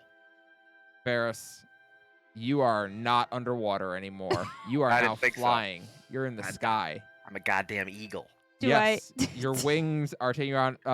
Rialta, Yeah. you see Varys suddenly moving like a bird and flying in the water. I have to ask, is Barris trying to breathe? Varys, are you trying that's to breathe? You're in interesting the sky. question. Well, I'm cawing. I'm definitely cawing. All right, so Alright. you see a massive bubble of air Okay, I get- expel out. I get getting Ah, concerned yeah. seeing this red sand. Yeah. I'm gonna grab him by the back of his shirt and pull him out of the water. Okay. So you You you wearing pull him a out. What's happening? What do I You feel? are Sir Varys in I this do, moment 'cause I have as to you're wear it under the chainmail. as you're flying around in the sky. You suddenly swoop down, and then you catch an air thermal that's riding up, and Yeah. you shoot back up into the sky. Oh, so like an eagle. Caldana Brooks melody. Into the sea. You see Into the sea, when I fly. you see Sir Varys and Rialta emerge from the water, or Dolphin and Sir Varys emerge from the water, and I Sir emerge like Varys this. is doing great. I throw him on deck. I'm now on the imagine ground like this. Caldana is like staring off like where the guard captain was. Yeah. Did she just what the fuck? Oh, it's the fucking meme from The Office. Fuck. Yeah, basically. I, so I'm going to sigh and walk over and give him a look over and see what the fuck is wrong with him. You want to make a medicine long check? ago Yes, with please. this, how long would they have like dove underwater. They were in the and water. This. They were in the water for about 20 minutes. Cerberus came up for air a couple Oh. times, then went back down. But it was about 20 minutes that they were searching around. I will transform back. Mm-hmm. I will sit on the deck, very wet. It's an 18. Yeah. There What is. was that laugh? I don't It know, actually- but it it's actually gonna kinda be fits. great. Yeah. So, Brooks, in the Viper's Eye Desert, there is a specific weed that grows called ruby weed. It is known among your people because it tends to glow at night. It glows in the dark and can, even in the desert, it is said to make certain parts of the desert look like it's on fire where it actually grows. Neat. Interestingly, it is also known that if you crush up ruby weed and mix it with alcohol and let it sit for about 6 months or so, it turns into a very, Cinnamon. very potent hallucinogenic. Oh, that's not cinnamon. There was a strange red dusty thing in a box he opened and he started acting strange, so I pulled him up. He wasn't really holding his breath anymore. You said red. Yes, it was bright red. I seemed worry, to avoid its Frodo. effects. Okay, what would I know to do to counteract it, or is it just he's gonna have to ride that out? Typically Maintain, speaking, bro, maintain. typically speaking, when you are afflicted, let's say, or you choose to medicate with it, its effects, there are certain antitoxins to it that can be used to counteract its effects, although you do not have them on you. Okay. The effects of it tend to last between 4 and 6 hours, and usually, if you were using it safely, you would be doing so with friends, and they would. I'm with friends. You would have them lay in bed. Friends is a strong word. If there is a magic user among you, perhaps a sleep spell would be worthwhile. How convenient. If there are not magic users among you, more often what happened in Roktala is you hit them with something heavy until they fell asleep. I can accomplish both of those. I'm pretty sure I can cast Lesser Resto, and I can't do it to myself. I I have was less gonna say, while restoration. Brux is thinking through all of this, I would like to try to snap Varys out of it and totally not work out things from the first couple episodes. Okay, All right. so we're just getting some help from So his Caldana- good friend Caldana. Yeah, Caldana, what do you do? I'ma punch him. Lestisha gives you a look that says, "You know that's not going to work, and I'm not saying I don't approve." Rude. Caldana But, thinks back, yeah, and I have an excuse. As you are punched, Yeah. Sir Varys, you Yeah. don't feel anything. Yeah. You Where are did that mountain come from? you are very distracted because Yeah. you, Yeah. Sir Varys, have Yeah. just landed in a tree. Oh shit. You are in a massive tree, and the reason you've landed in this tree is there is a very pretty lady eagle who is there as well, God. and Oh, she no. is giving you the eyes. I Both look of at them. I look at Caldana, the lady eagle, with my best piercing eagle eyes. I look nope. like this. I am. Punch him again.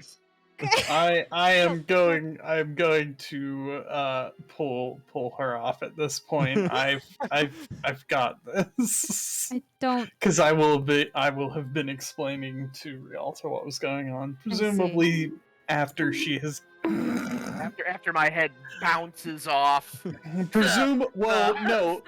presumably because I started saying what it is and she's like, no, let me get my notes. Pretty much. Now that I have thumbs again. Yeah. You realize that I'm- her and books then are I'm like- waterproof. And then I'm like, okay, no. Hold on. How's it? You think this?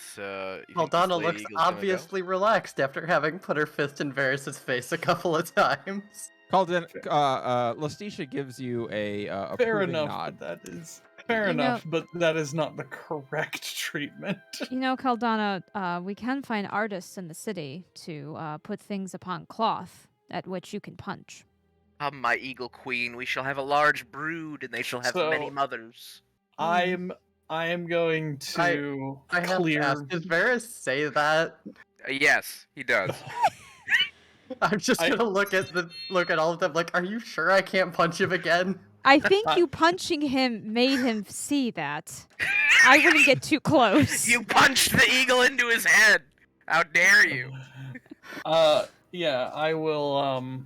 Following up on that, I will get everybody cleared for the appropriate amount of space to then do, as you said, casting sleep Sleep. on him. Alright. Oh god, we're gonna have to carry You him. may cast sleep. All right. How much HP do you have? Oh, that's a great question. Whatever it is, Caldana, what's your strength? Oh yeah, what's your strength? 17. Well, what's your Plus modifier? 3. So +3. Plus 3. So Yeah. all right. So whatever it is, subtract 8. Yes, because I got hit twice. Yep. So that would be let's see, I have 44, so that'd be 36. I'd Yep, be at, right? 36 to go. Oh, 36.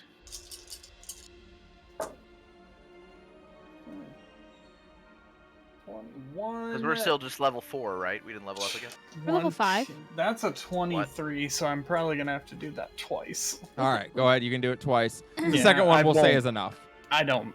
Yeah. I was gonna say, like, when it looks like the first one didn't do it, Caldana starts winding up another punch. No, I So will. the second one does indeed put Cerberus to sleep. Cerberus, as you are getting ready to fall asleep, the Lady Eagle seems to have left. But No. you believe, Oh, but it's okay. You believe in your heart of hearts that she will return to you eventually because Yeah. it is Here- true love. here I Dark. thought he was going to get a true fade to black. Yeah. Yeah. I was No. I was waiting to touch our cloacas. All right, Oh my God. Cerberus Sleep. is now sleeping peaceably That- on the ground. as Cerberus falls asleep, he just goes, Well, cloaca. that may have delayed some things. My apologies. I'm not sure if such what we found is relevant to our investigations. It was But you There. weren't affected. she kind Oh, of looks dolphin between her and immunity. Look- Cerberus. I mean, like, you've been your normal yourself. I am me. I do not see eagles or any of the like. Yes. Or anything else out of place. Okay. Can't say my daughter. No, I nothing like that. Did you happen to get any of the rest? Anything else that was in where he found this? There was not really much else that we found there. Things that have been there for a long time. Daggers, knives, probably some other shiny things, but no hands, for instance. Nothing else truly that suspicious. That was the main, suspicious looking thing. I suppose we could see if this material is a common drop, and if it's not, then it might be relevant, but otherwise I couldn't really say. Someone check the loot table. That could be the drop. I mean, if it's the drugs, that could either be they came to retreat. Well, I'm unconscious. Don't worry about me. I mean, yeah, I would have mentioned Yeah. this. Like, this could have been the drop. It's hard to say. You Yeah, know, I well, don't know how long it's because- been there. Yeah, no, as part of the sharing the, hey, I know what this is. Yeah. I drool on myself when I sleep. Well, All right. I suppose then it's time for us to find rooms of our own. Agreed. You do all have rooms in the town. Oh yeah, that's right, I we mean- did that. Yep. Yeah. I'm not carrying him. Amend statement to we'll have Yeah. to find our way. Hold on, you don't have to carry Cerberus, but would you please help me carry his armor? I am very small. I can armor myself. She's So- just gonna scoop up all of his armor. Just sort of She'll shrug keep. over She'll at keep Melody. the. She'll keep the grievers. And be like, I can help. The grief, yeah. Uh, Y'all make your way. on, I'm sorry. on our way back, Caldana's just gonna be like, hey, so not the most important. Did she call me matriarch? Yes. You didn't hear that, Rialto. Oh no, I had no idea. I was gonna What? say, yeah, that was after she. Yeah, go that ahead. was Go ahead. specifically to Caldana, right? Yes. Okay. But Brox and Melody, you might have overheard it. I was gonna say, well, no, that's what I was trying to. I was a little distracted at that specific moment. Yeah. Out of game. She said, yeah, she said to Caldana, "Nice to see you again, matriarch." Okay. Well, I was basically making sure it was at that because. Mm-hmm. Okay. Yeah. No, we'll confirm then. What? Well, shit, I forgot her name. Give me a second. I need to scroll up. Elspeth. Elspeth. Elspeth. Elspeth apparently knew me. I had some flash of memory of her fighting someone in an arena that I think I trained. Mm. And then she called me that. As you look around, Lestitia is grinning from ear to ear and just walking along as if she's not paying attention. Well, to be called a matriarch would, strange given the, of a goddess with that name, or prophet, so to speak, but it would denote a sort of leadership position. Yeah. You would know, I'm not Rialta, sure. the leader of Lockheed's Haven, was referred to as the matriarch of Right. it. Lockheed's And there's Haven. we were told of a matriarch in this town too, right? You were Um, told of the matriarch in Hell's Hold, which is in Stone's Throw. In Hell's Hold, that's right. Yeah. They tell us They all are- about Stone's Throw and we're not there. Tell them to tell us more about Yet. Moon Day. But We that will would be. that would denote a sort of leadership role, and considering we've met a matriarch in Lockheed's Haven, perhaps that is a tiefling name of importance. I That's assume racist. it's the same. Mhm. So, Wait, have you been visiting?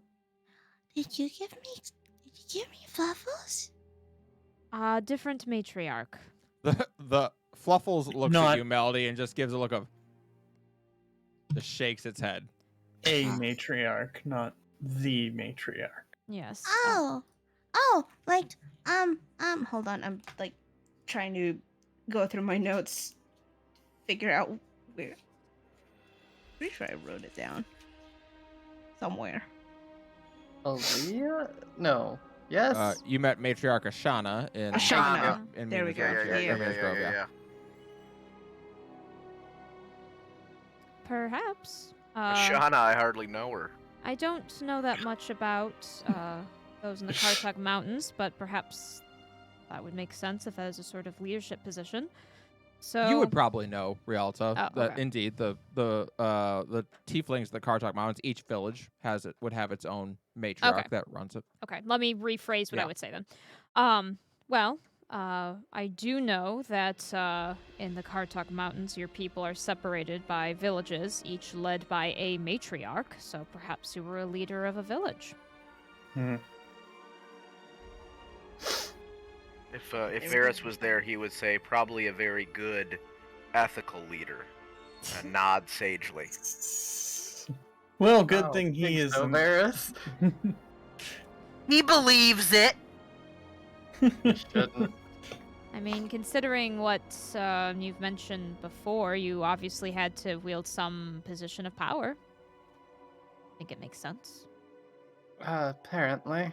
wait, would you have had handmaidens too, like, or a goddess of the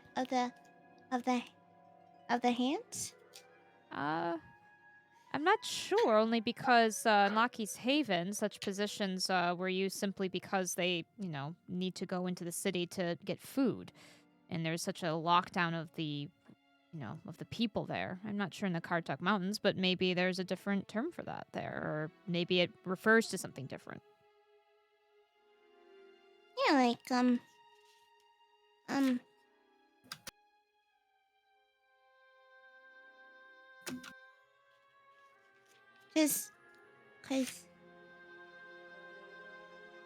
cause matriarch Ashaya was kind of wait, wouldn't she have recognized you?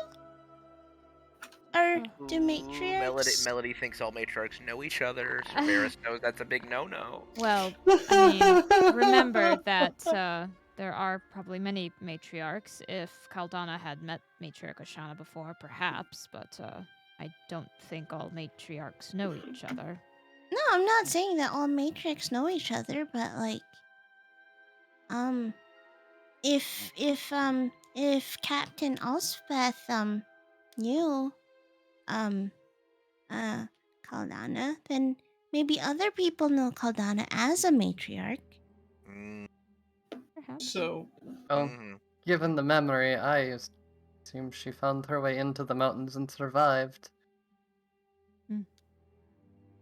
There were how did you say like thousands or? No, I would say in this particular moment, the arena that you saw, it was large by tiefling standards, but not particularly big. Probably 150 would be have spectating this fight, and inside the arena there were probably 20 or 30 people. And at that time, I will say only one elf inside there. The rest of them were tieflings, but she was in there competing with these people. There were But then, over 100 other tieflings, so Interesting. mm, You managed into your people without getting killed. That is impressive. then, if you were a matriarch, like the old lady from Mackie's Haven, then wouldn't you have had people following you? Because the matriarch leads, right? I would assume. I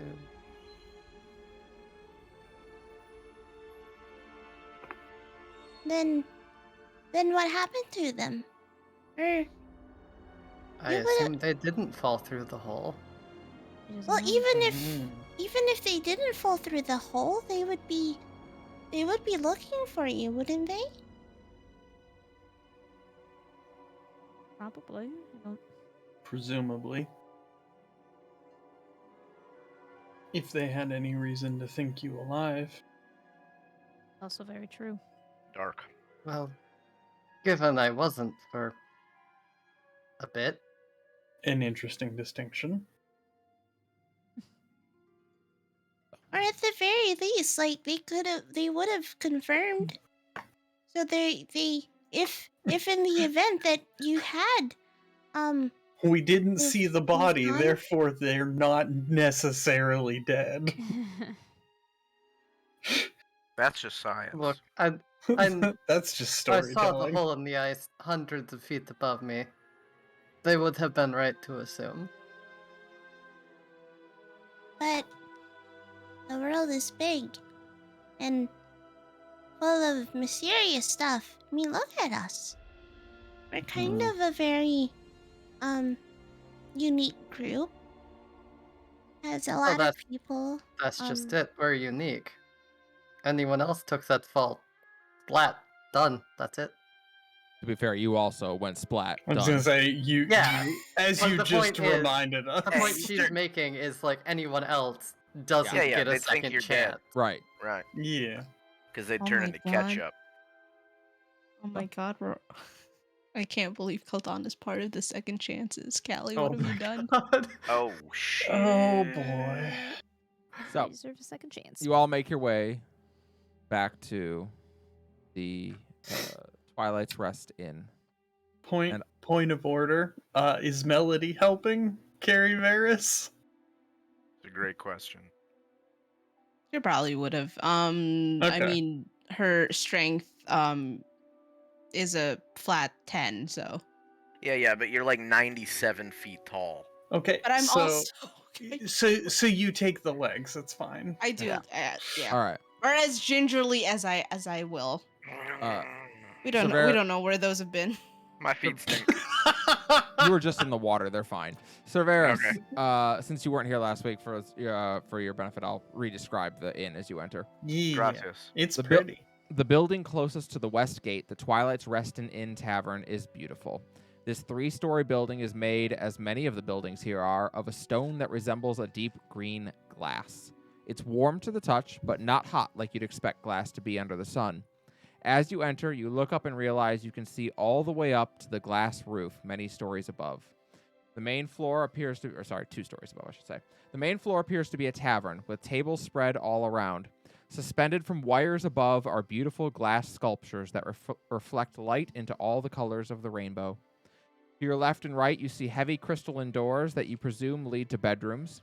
In addition, you see spiral staircases leading up to the small landings on the second and third floor, presumably with more bedrooms. Looking up the left and right sides of this massive room, you can see small tables against the railings where people are sitting and enjoying a drink or a meal while looking down on the crowd below on the main floor. The main floor has a risen stage in the center where earlier there were a group of minstrels performing. Now there is a man that you all recognize there performing. And tables do surround the area. Further inwards, there's a long bar with 20 seats in front of it and 2 elves behind the counter. In the quiet moments in between this bar's performing, you can hear the soft clinking of glass sculptures above as they sway ever so gently. But indeed, performing currently is a man in his mid-40s with a bright purple cape. This son of a bitch thinks he can just walk in here. Melody, watch yourself. You are asleep. I know, but in my mind, I think an evil de-chastener is here. Jeez. We'll just kind of motion, never mind us, as we all just go quickly to Sir Verity's room. I will and say away. there are a number of eyes that stop as this half-naked person is brought in, still soaking wet. I am wearing a lamb's wool shirt and skivvies, I'll have you know. Okay. For anyone who's looking in our direction, Melody's just going to say, He had a bit too much to drink and he fell off the dock. Permanent see- brain damage. Seeing him, no one seems to think twice of it. They are, you are able to take him to his room. Each of the rooms here is incredibly beautiful. They are all decorated in plants. However, the plants are not living. These are actually just as outside. These are glass sculptures made to resemble different types of plants. Except that by the windows of each of them, there are 2 trees that resemble small palm trees, perhaps taken from the Celia jungle just to the north. But each of them has a very comfortable bed with a goose feather pillow and a nice wash basin, and even a small foot chest to use. All right, we will put him on the bed. Get him to his place per our normal stuff. Yep, put the stuff probably in the footlocker. And I'll write a note that says, we're staying here for the night. Rest up. Your stuff's in the footlocker. See you in the morning. And, Yeah, and Aldana's gonna our- like hook pieces together that don't go together just to make it a pain in his ass. Nice. My boulders don't go on my feet, damn it! How will I ever walk upside down like this?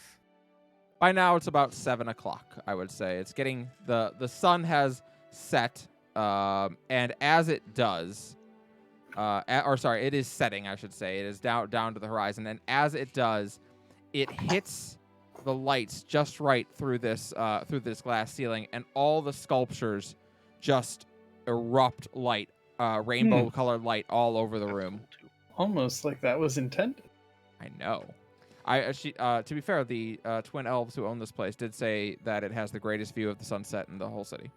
That's really Oh, awesome. goodness. I genuinely want you to know that I genuinely thought you were about to tell me that the moon hit her eyes like a big pizza pie. What you described was not. still really cool. Yeah. It makes a lot more sense, but there was It's not as satisfying. there was a solid 2 real life seconds where I thought, "Oh my god, I can't believe it."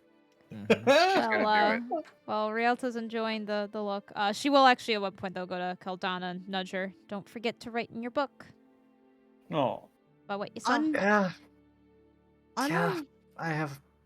Yeah, Yeah, you gonna do it? yeah. just gonna pull out the book and start writing. Like once we get a table, Good I kid. assume we're gonna eat. Yes. Yeah. Very good. I'm terribly sorry. I would just like to call this out. I hate to be that person.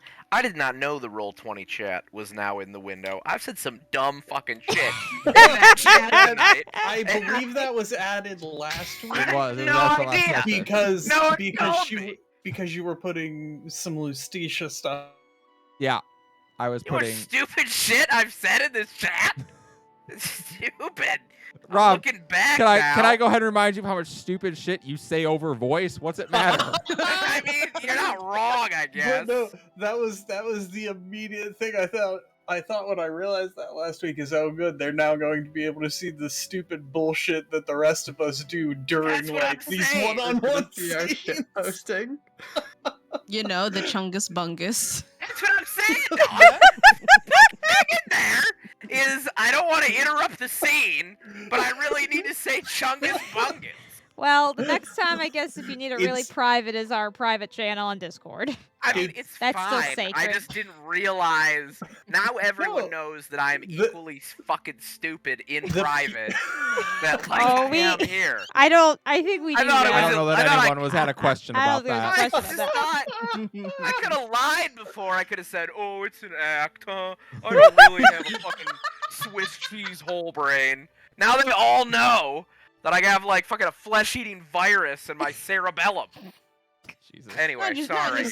Just say this is the whole thing is a bit. Yeah, it's all a bit. in on it. Really, I'm method The acting. peanut gallery was really on stage It the was whole all time. exactly okay. I feel better. As you all sit down, Thanks. one of the twins approaches the table and bows politely. Welcome back. I hope your discussion with the Onrado went well. Yes, it was enlightening. I It found out frequently I had is, a I'm told. third Mother. A third mother. Uh-huh. How I fortunate have for my you. mom and my mama, and I have a mom who apparently was the person who filled out all of the Mr. Bird forms, and there was a lot of forms because apparently I have a lot of brothers and sisters. She nods. Well, I pray that it was good news for you to learn this. My sister and I have not seen our mother since we were 4, 5, something like that. What happened? Oh, hard to say. We woke up one day and she was not there anymore. She left. Unfortunate. My condolences. I believe so, or we believe so anyway. But I'm is- sorry. no, it was oh my gosh, over 20 years ago now. We've had time. No, but Presumably still. there was a good reason for it. We like to think so. But still, I mean, I know what it's like to grow up without them He nods. around. But it's, I mean, what, did you at any point feel like warmth? Like a hug? When I hugged Mira, I suppose. No. I mean like a hug that no one else gave, but like you can feel it. I can't say that I did. No, I'm sorry. Okay. But I apologize. I have brought down the mood of your table. No. It's fine. I just wanted to make sure because like no one should have to grow up without someone like a parent that's not that's important because who I else assure- is I going sh- to teach you about stuff? Well, I grew up with a wonderful teacher and a wonderful sister, so I count myself quite fortunate. What can I get you all for dinner? You must be famished. Oh, can I get more of that? What did you call it? Ice cream? I will bring you some ice cream for dessert if you I don't promise not to actually have compare to it to scream, feces. do I? Please don't. You do not. Okay. Yes, I could bring you some ice cream for dessert. See, we What's have your special? we have a delicious venison steak prepared this evening. That sounds delightful. I thought that was about to be ice cream. I was like, what the fuck? No, I could do venison steak with mashed potatoes. Sounds good to me. Do you have any well, I call them fried chicky, but they're like Do you have any rooster lumps? She glanced around. We do. You got any cock balls? Typically, we only reserve rooster lumps for the kids menu, but if you would prefer I'm sorry, what are they called? rooster lumps. Yeah, Aldana looks up from her writing, staring Classic. directly at Letitia, and just gives her a look that's like, why am I here? Dude, I love it. I don't actually think I've ever had those. Well, I'm told Are the they kids good? kids always seem to enjoy them. Made from a very acne-addled rooster. It's Okay. the lumps. Got it. I got you. Thank you. So You didn't like breaded cock balls, so I thought no, I that didn't like that either. No. Is that 3 venisons and a rooster lumps then? Yes, please. Oh, And and fried drinks. chicky. Fried chicky? Fried chicky.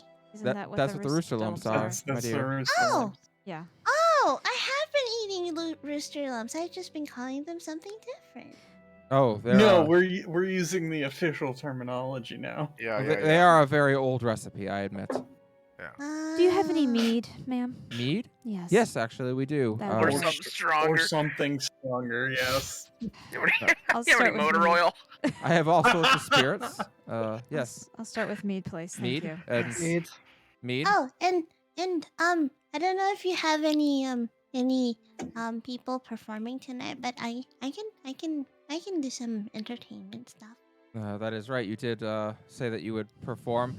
Mr. Seaborn up there is set to finish up in about an hour. If you'd like to relieve him, you may. Boo. Wait. Boo, Seaborn. Wait. And I look over to the stage. Boo. As I said before, there is a man in his mid-40s there now performing with Boo. salt and pepper hair and a bright purple cape. Boo. You I absolutely know recognize that him. guy. Boo. Well, of Lock course, him it's- up. Raj Seaborn. He's one of the. I mean, most- some of us recognize him. Lock him up. Where are the emails? Boo. I'm going to immediately go. Oh, actually, I can do something. I can do something right now, and Oh. if you don't mind. she just wants to get you your food and drinks really badly, so she's gonna go do that. And I'm gonna Boo. walk on over to the stage. How would you describe like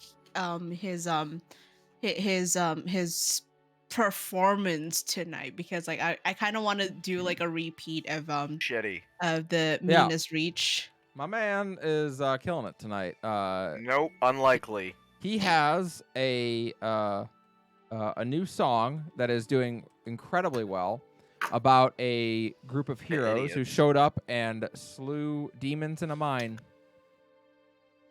Pretty good song.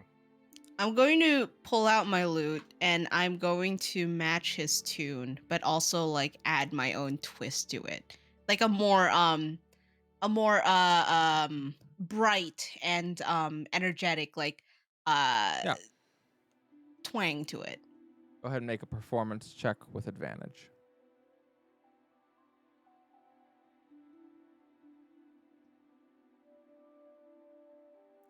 That is an 18.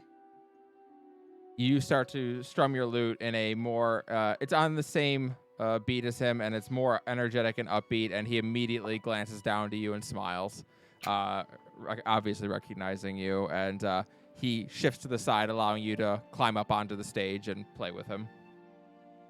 And we're gonna fucking jam is what we're gonna do. And you do. For the next hour or so, I would say, you two are fucking killing it. Rocking out, telling these various songs. You do some of the songs that you did in Mina's Reach, and you play his new song that he has been performing. And when eventually it ends, there's quite a bit of applause for the two of you. People seem very pleased with this evening's performances. But he turns and smiles at you. Well, how wonderful to see you again. I can say the same. I'm sorry I couldn't say anything. I was carrying my friend. I saw that, the loud one. Yes, my favorite individual. Well, at least my favorite of all the individuals I didn't like in Mina's Reach. Oh. No. I kid. Melody, it is wonderful to see you again, and I see your friends are over there as well. Uh-huh. We're here. We're in town for a bit. I was hoping I might run into you here. Why? I have something for all of you. You do? I do. Come. And he gathers up his he puts his instrument away, closes the case, and hops up, and then goes over towards the table with you, kind of talking to you along the way. So, how was your trip here? How, did you come by Stone's Throw? No, we went the other way. We went down to Lorelai's meet, and we passed through the Fey Forest, and we passed through the Ice Marsh and Winter's Grip, and I got to see Brandy at Winter's Grip again. No one threw food at me this time.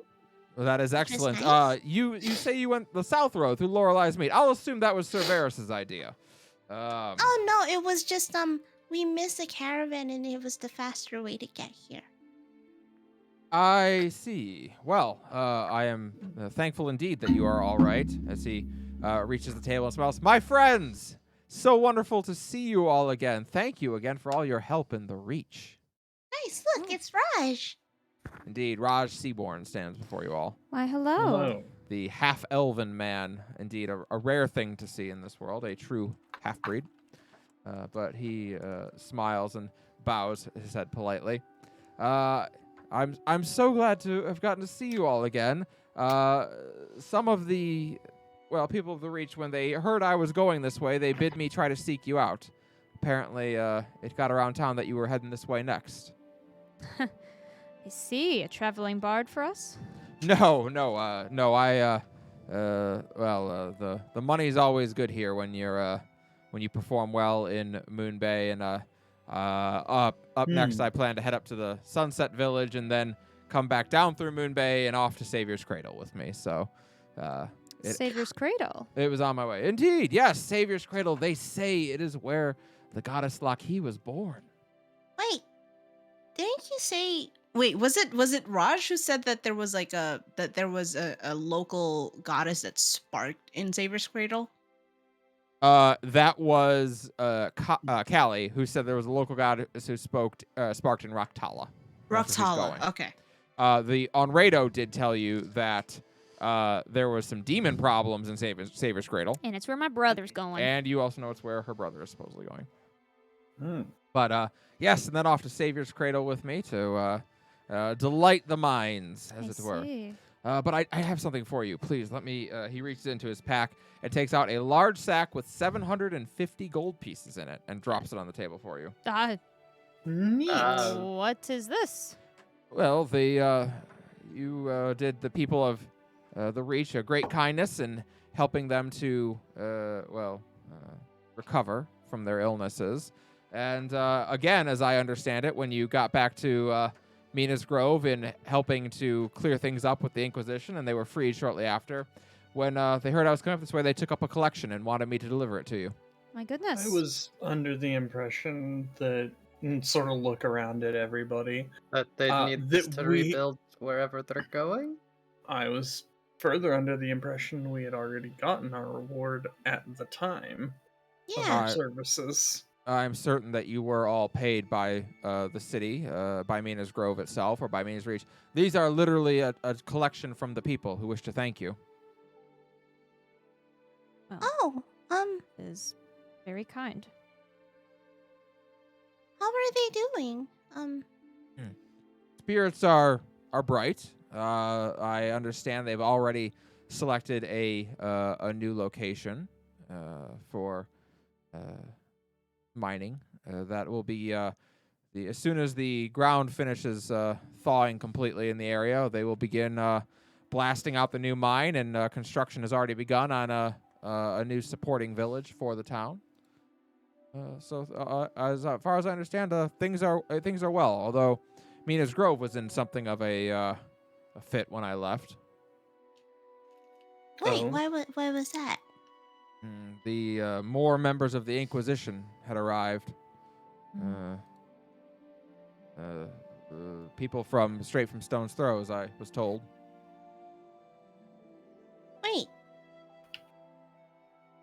Wait, more people came after Inquisitor Sunvale? Yes. Something. He was relieved and sent back to Stone's Throw, I believe. Wait, isn't like relieved as in like he was happy about it, or like relieved as in like he got I've never met the man. Forced. I couldn't say. okay?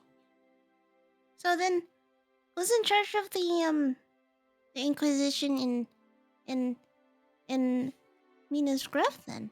My understanding is the Grand Inquisitor is there. Oh, I see. So they must face. Must think Why of do something I much feel more like this is serious. going to end very poorly? Well, because they are desperate for answers. As it is, glad to see you are all healthy. Melody, it is absolutely wonderful to see you again, my dear. Miss Rialta, excellent to see you. Miss Caldana and Miss Brooks. Slightly incline. Your tattoo is coming along nicely. He motions to the spider webbing tattoo. Yes. I'm growing more fond of it, shall we say. That's good to hear. You'll all excuse me. I'm going to go attempt to enjoy a bath before I've got my evening set. Of course. Don't let us keep you. Bows his head politely. I'll play again with you if you want. I look forward to it. I'm certain we will play again. And he excused himself, and you see him go up one of the spiral staircases onto a landing on the second floor and probably disappear into a room there. Would you? Your food has been brought out to you by now. Oh, good. The food is delicious, as it was earlier. It is one of the best meals you have ever eaten. The rooster lumps melt in the mouth. I mean, Mal, they are chicken nuggets, and they are delightful. They have a sauce that they serve them with that appears to be made of crushed tomatoes with salt. Oh And my! And it's delightful. Yeah, she's been like trying those out and just like popping one into her mouth and just like, Oh my gosh. It's so yummy. It's so yummy. Well, it seems there's not much we'll be able to do tonight with Ferris out of commission. Or perhaps there is more we could accomplish. We should consider this. Write something down. question about the lighting in here. Like there's shafts of light that you said, right? Like in that come in from the roof. So in the there was when it was still light outside. Okay. Now that the sun is as the sun set and hit just right, indeed the light reflected down off the through the glass ceiling off these many different sculptures and like bathed the area in rainbow light.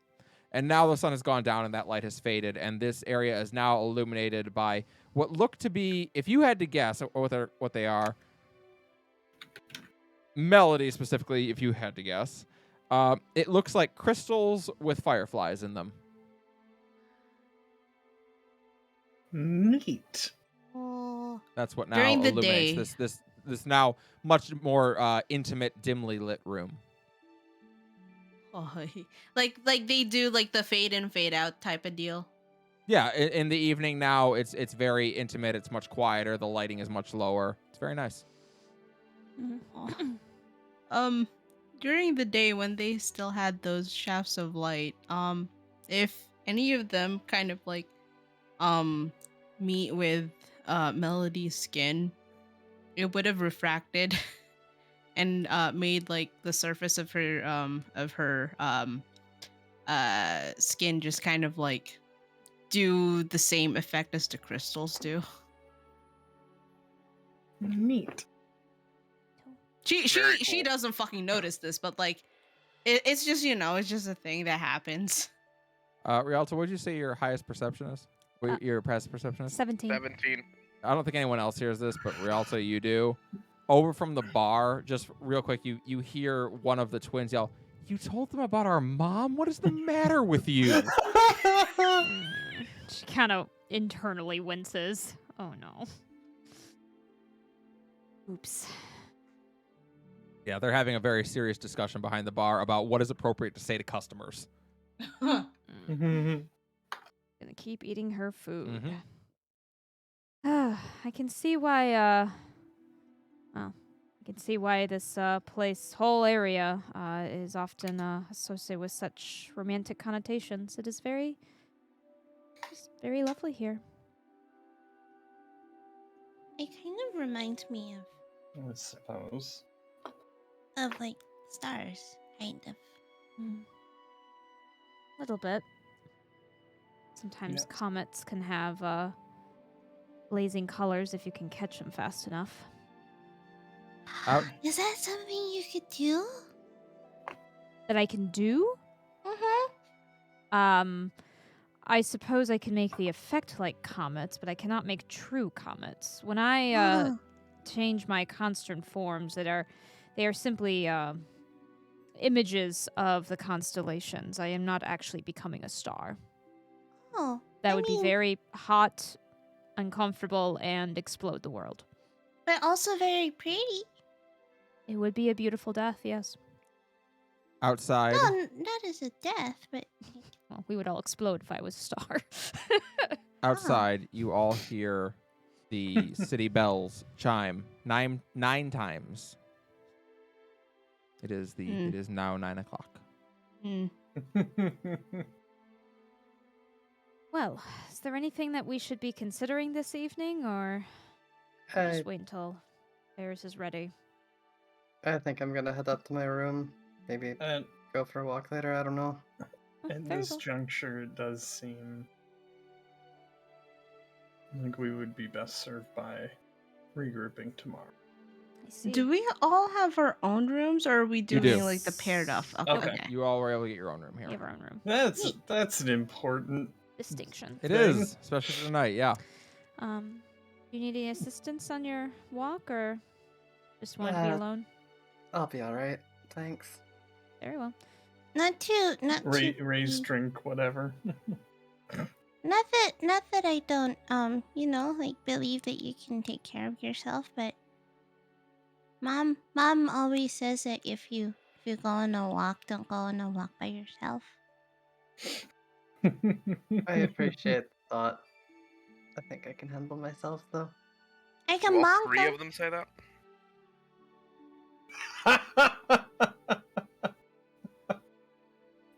Either way. Donna, you head up to your room. Good Uh, night. Does anyone else do anything? I was gonna I'm gonna. Sorry, Sorry, go a ahead. stargazing roll, but I can wait.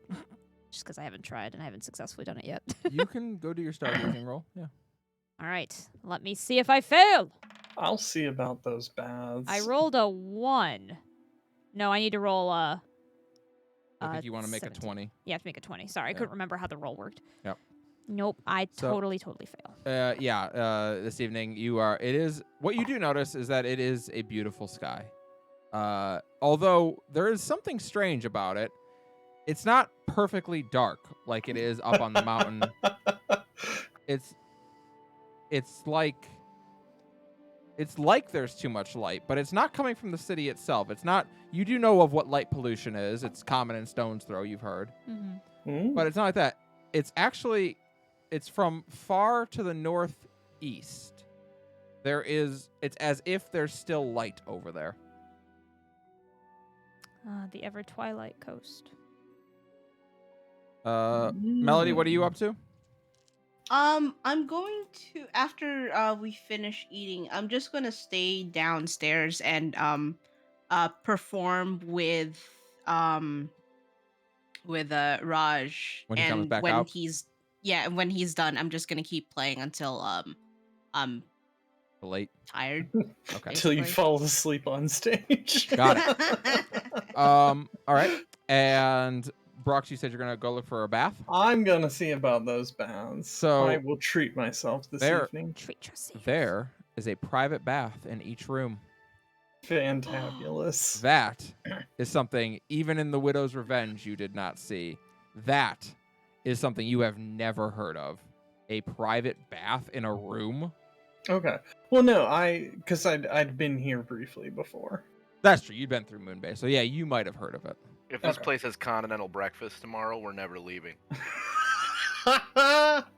They would No, never do they serve have- something but so do they lowbrow. have T-shirts? Yeah. They would never serve Wow. something so lowbrow as a continental breakfast. Every meal is handcrafted and prepared. So Varus, happy boy. So you you make your way back to your room, and indeed there is a beautiful glass bathtub there that not only can run cold water, but there is a special stone atop one of them that seems to heat the water, and it can bring hot water as well. Also, because this actually came up in other discussions recently, is it appropriately sized enough? Ah, indeed. So here's the thing: Callie in real life is 6'5" and can't fit in most bathtubs. So you goddamn better believe that my bathtubs in my game world are all humongous. Okay. Yes, you No, fit. I Is it a wouldn't have bathtub thought. or a swimming pool? Huh? Is it a bathtub or a swimming pool? Yes. Yes. I approve. Meanwhile- Literally, without that have coming up, I wouldn't have thought to ask. Cerberus, you are having the greatest bird dreams that have ever been had by anyone ever. Although they have now started to wear off, and you are just sleeping at this point, Well, as I you do will remain under the remember. effect of a sleep spell.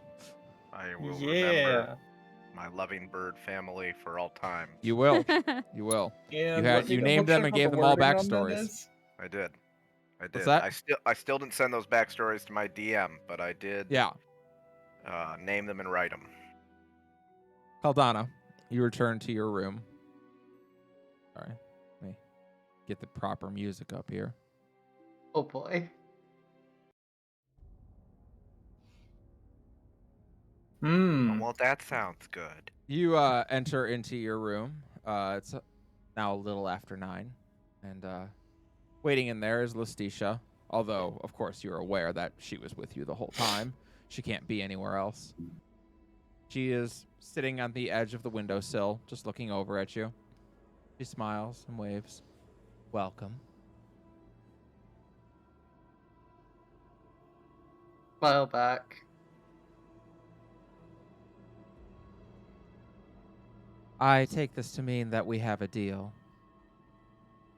Yeah, Very well. separate from that.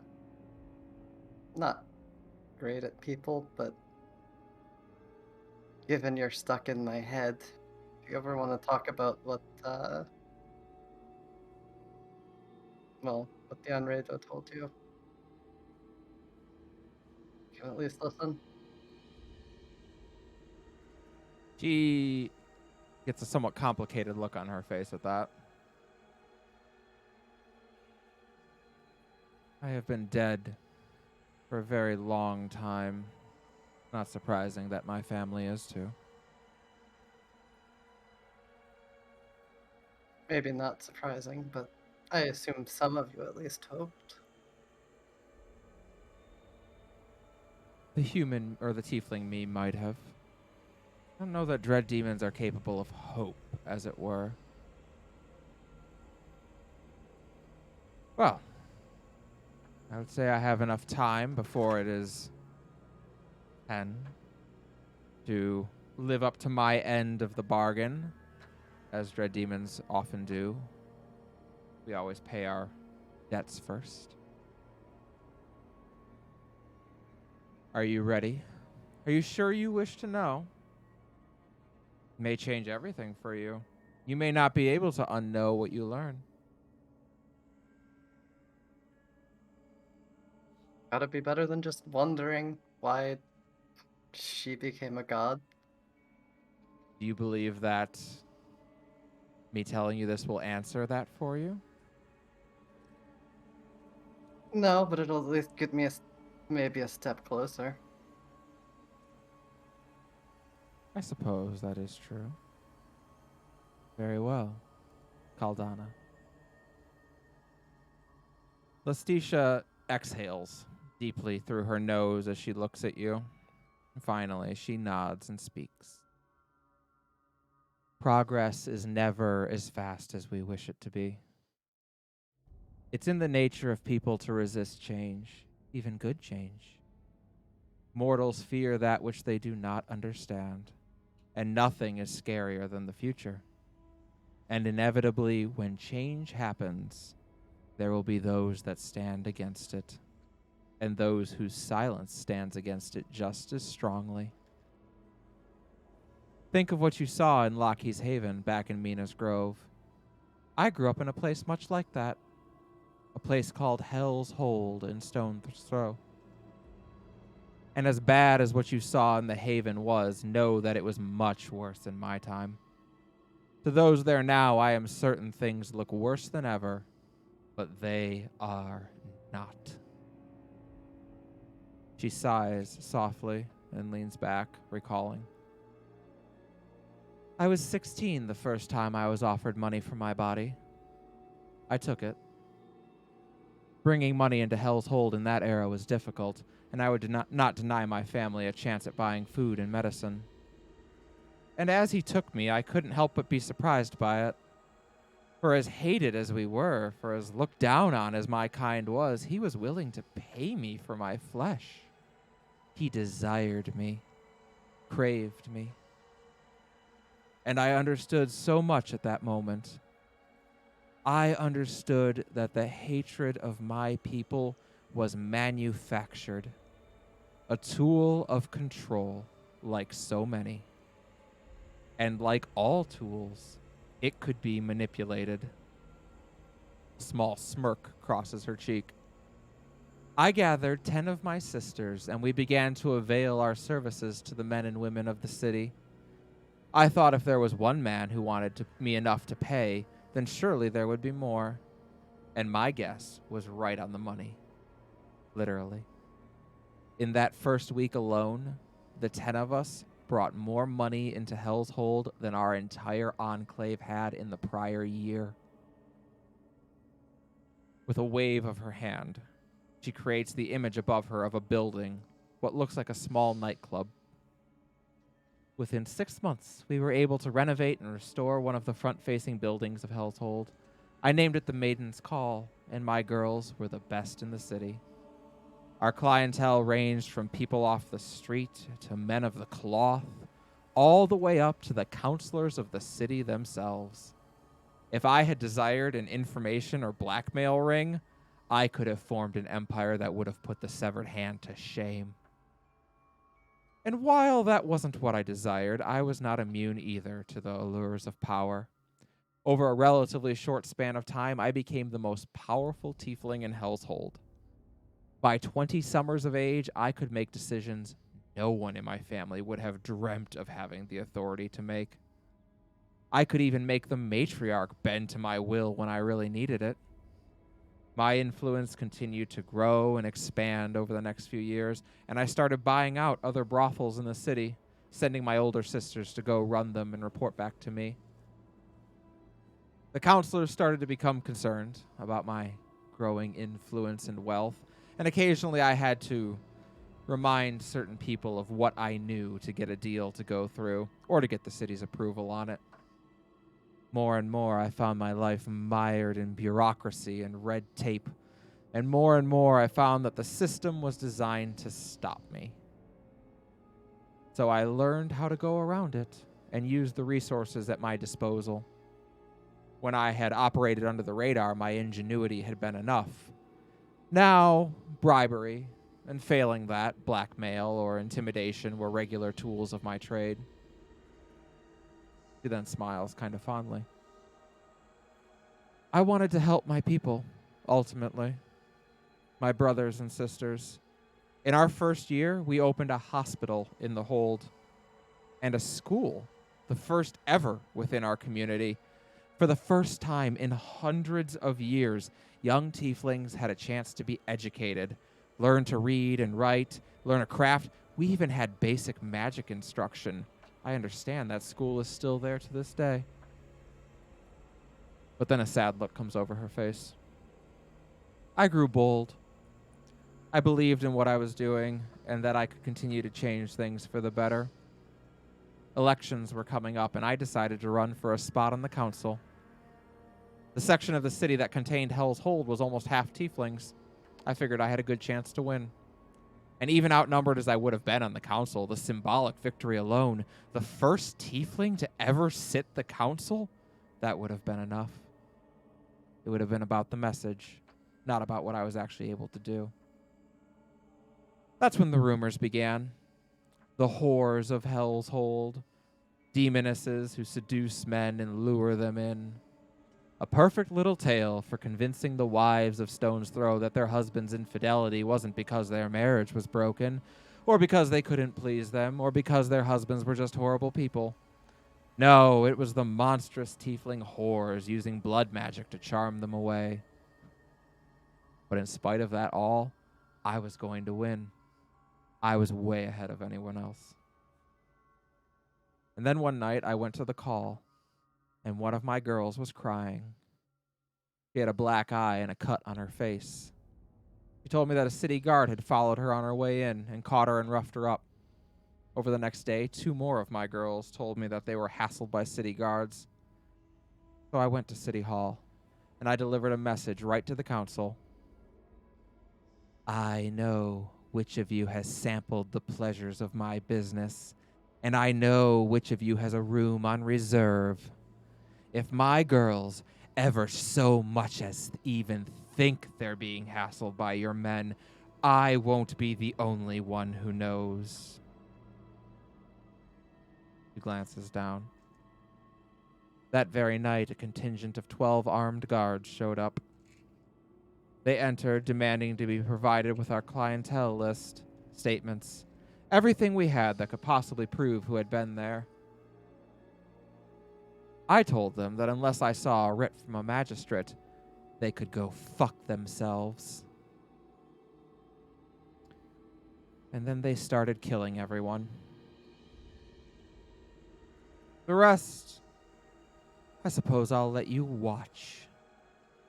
And as she waves her hand, Caldana, suddenly you're there, in the eyes of Lustitia. All around you, guards are going into rooms, pulling tiefling women out by their hair or horns. Some of them are already dead. Some of them are crying, calling for you. The man holding you by your throat has a knife right in your face. He keeps demanding to know where your paperwork is kept. Fear runs through you. Hatred, malice, vengeance. You look to your right and your closest friend is there, on her knees as the guard raises his sword to bring down upon her. You scream. And blinding radiance bursts out of your chest. The man holding you is forced to let go as he covers his eyes. You stumble forward, 2 brilliant angelic wings erupting out of your back. You look down, wide-eyed as your spark ignites. And then it changes. Your wings turn black, and the feathers on them begin to rot along with the flesh. Your hair turns jet black, straightening and hanging down your back. Your form twists and shapes, growing taller, lither, shapelier, beautiful. Your teeth sharpen and your fangs grow longer. Your eyes take on a luscious pink color, and your bony wings cover in leathery hide like a bat's. Your tail lengthens and you gain more strength and control over it than you've ever had. The brilliant radiance becomes muted and then turns dark, like umbral ichor dripping off of you. The men in the room know what has happened, what you've become. Dread Demon, one of them screams, and they begin to run. And then you extend your hand, and blow a kiss in their direction, and every one of them stops. Your lips curl into a sneer. Leaving so soon. They turn and look at you. Murderers and liars, every one of them. And like sheep to the slaughter, they approach you obediently. You look around. 12 of them, 9 dead sisters. You take your time returning the favor, enjoying it as you make sure they feel and experience every agonizing moment of it. And when only 3 of them remain, you let them go so they can report on exactly what they saw. You stand there, a perfect representation of how the world saw you. To most, a greedy whore.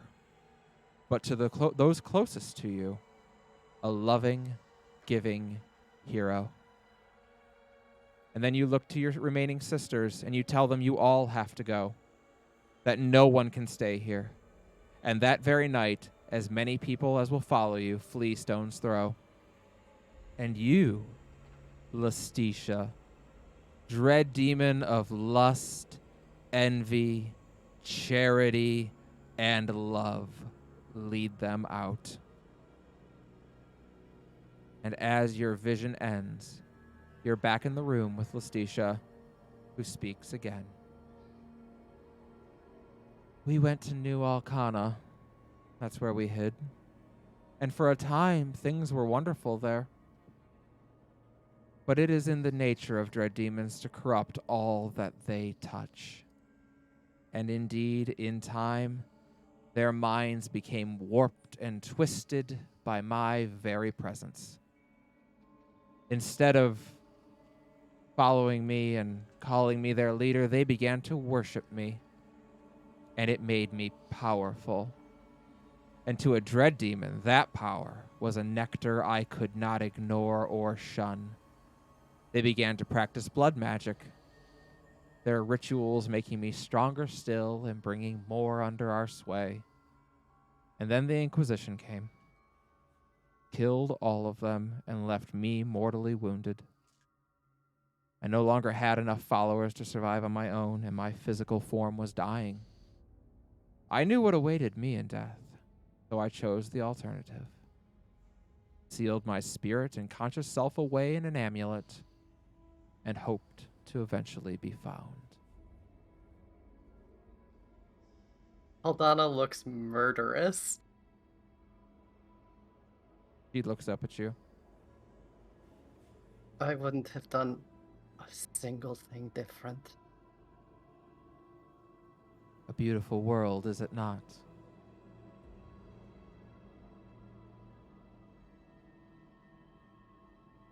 Gods, demons. We are what they make of us, Caldana. The Red Lady was a murderer and a blasphemer, but she was an elf. Get to be a god. She was an elf. And she repented. And importantly, she died on a battlefield of Uruk and Dragonborn, who respect warriors, who respect ferocity, who respect people who can kill. She died a hero to them all. And she was reborn a hero to them all. So she ignites as a goddess. It's not her fault, mind you. She did not choose how to ignite. But it is a good reminder that you can do the right thing and still pay the price.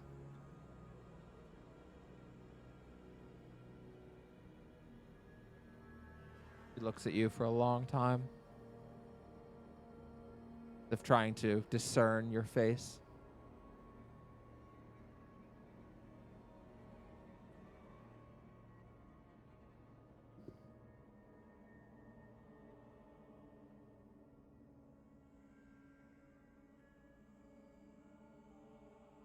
Well, you now know you have been given the one thing I value in this world, my story. The only thing I have left to own. What say you?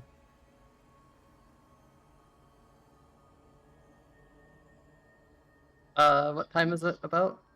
About 9:30.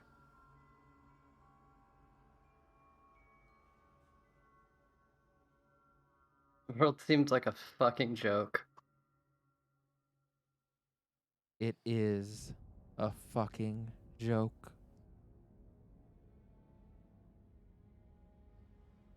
You believed that once. Before now. You don't remember it, of course, but you did.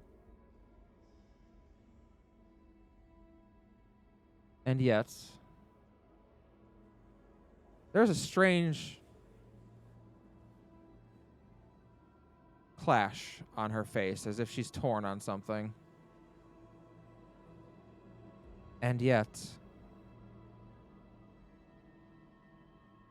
how many tieflings sit the Council of Stone's Throw today? Would Caldana know that? Yeah, you've heard. It's 4. Was 4 more than in your time? And a school still exists in my home where tieflings get to learn and have a chance in life to be more than what I was. My efforts were not for nothing. Even if my fate, as it were, is not what I would have liked it to be.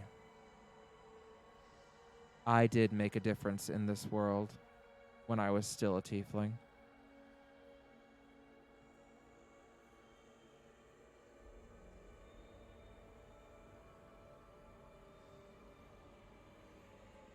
Perhaps you will get to make a difference too. Maybe we can make a difference. You did not listen to the final piece of my story. I am a dread demon, whether anyone likes it or not, and without fail, I corrupt all that I touch. Funny, I don't feel corrupted, but No. You listened to my story and said the world is a fucking joke. and you just told me I would have said that before. Perhaps. Well, I will allow you to think on that. To think on what you've learned. I'm looking forward to my night out. It's been a very long time.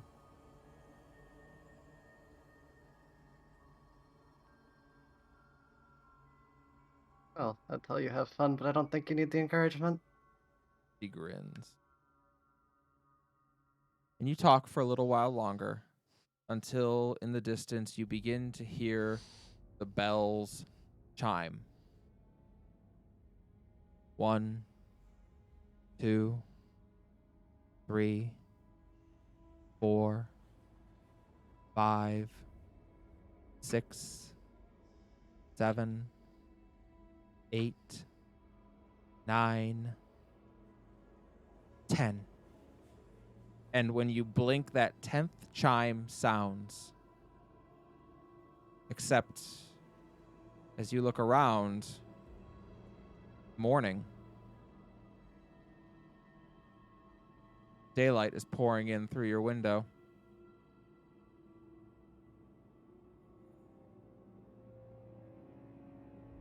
Outside, you can see that there is something of a commotion. It doesn't take you very long to see what is causing such a stir. From your view of the window, you can see the fountain in the middle of town, which is now bleeding. Red cascades and waterfalls of blood pouring down it. And that is where we will wrap up for tonight. Oh my fucking god. Jeez. I think I'm officially the problem child, guys. The entire time I'm sitting here like, what are you doing? What are you doing? Oh, see, I was so overwhelmed by the allegoric parallels, shall Right? we say? I The- got the, my "Oh, no, middle this-" distance. I got my middle distance stare moment there. Yeah. The oh no, this is real life. Oh no, oh god.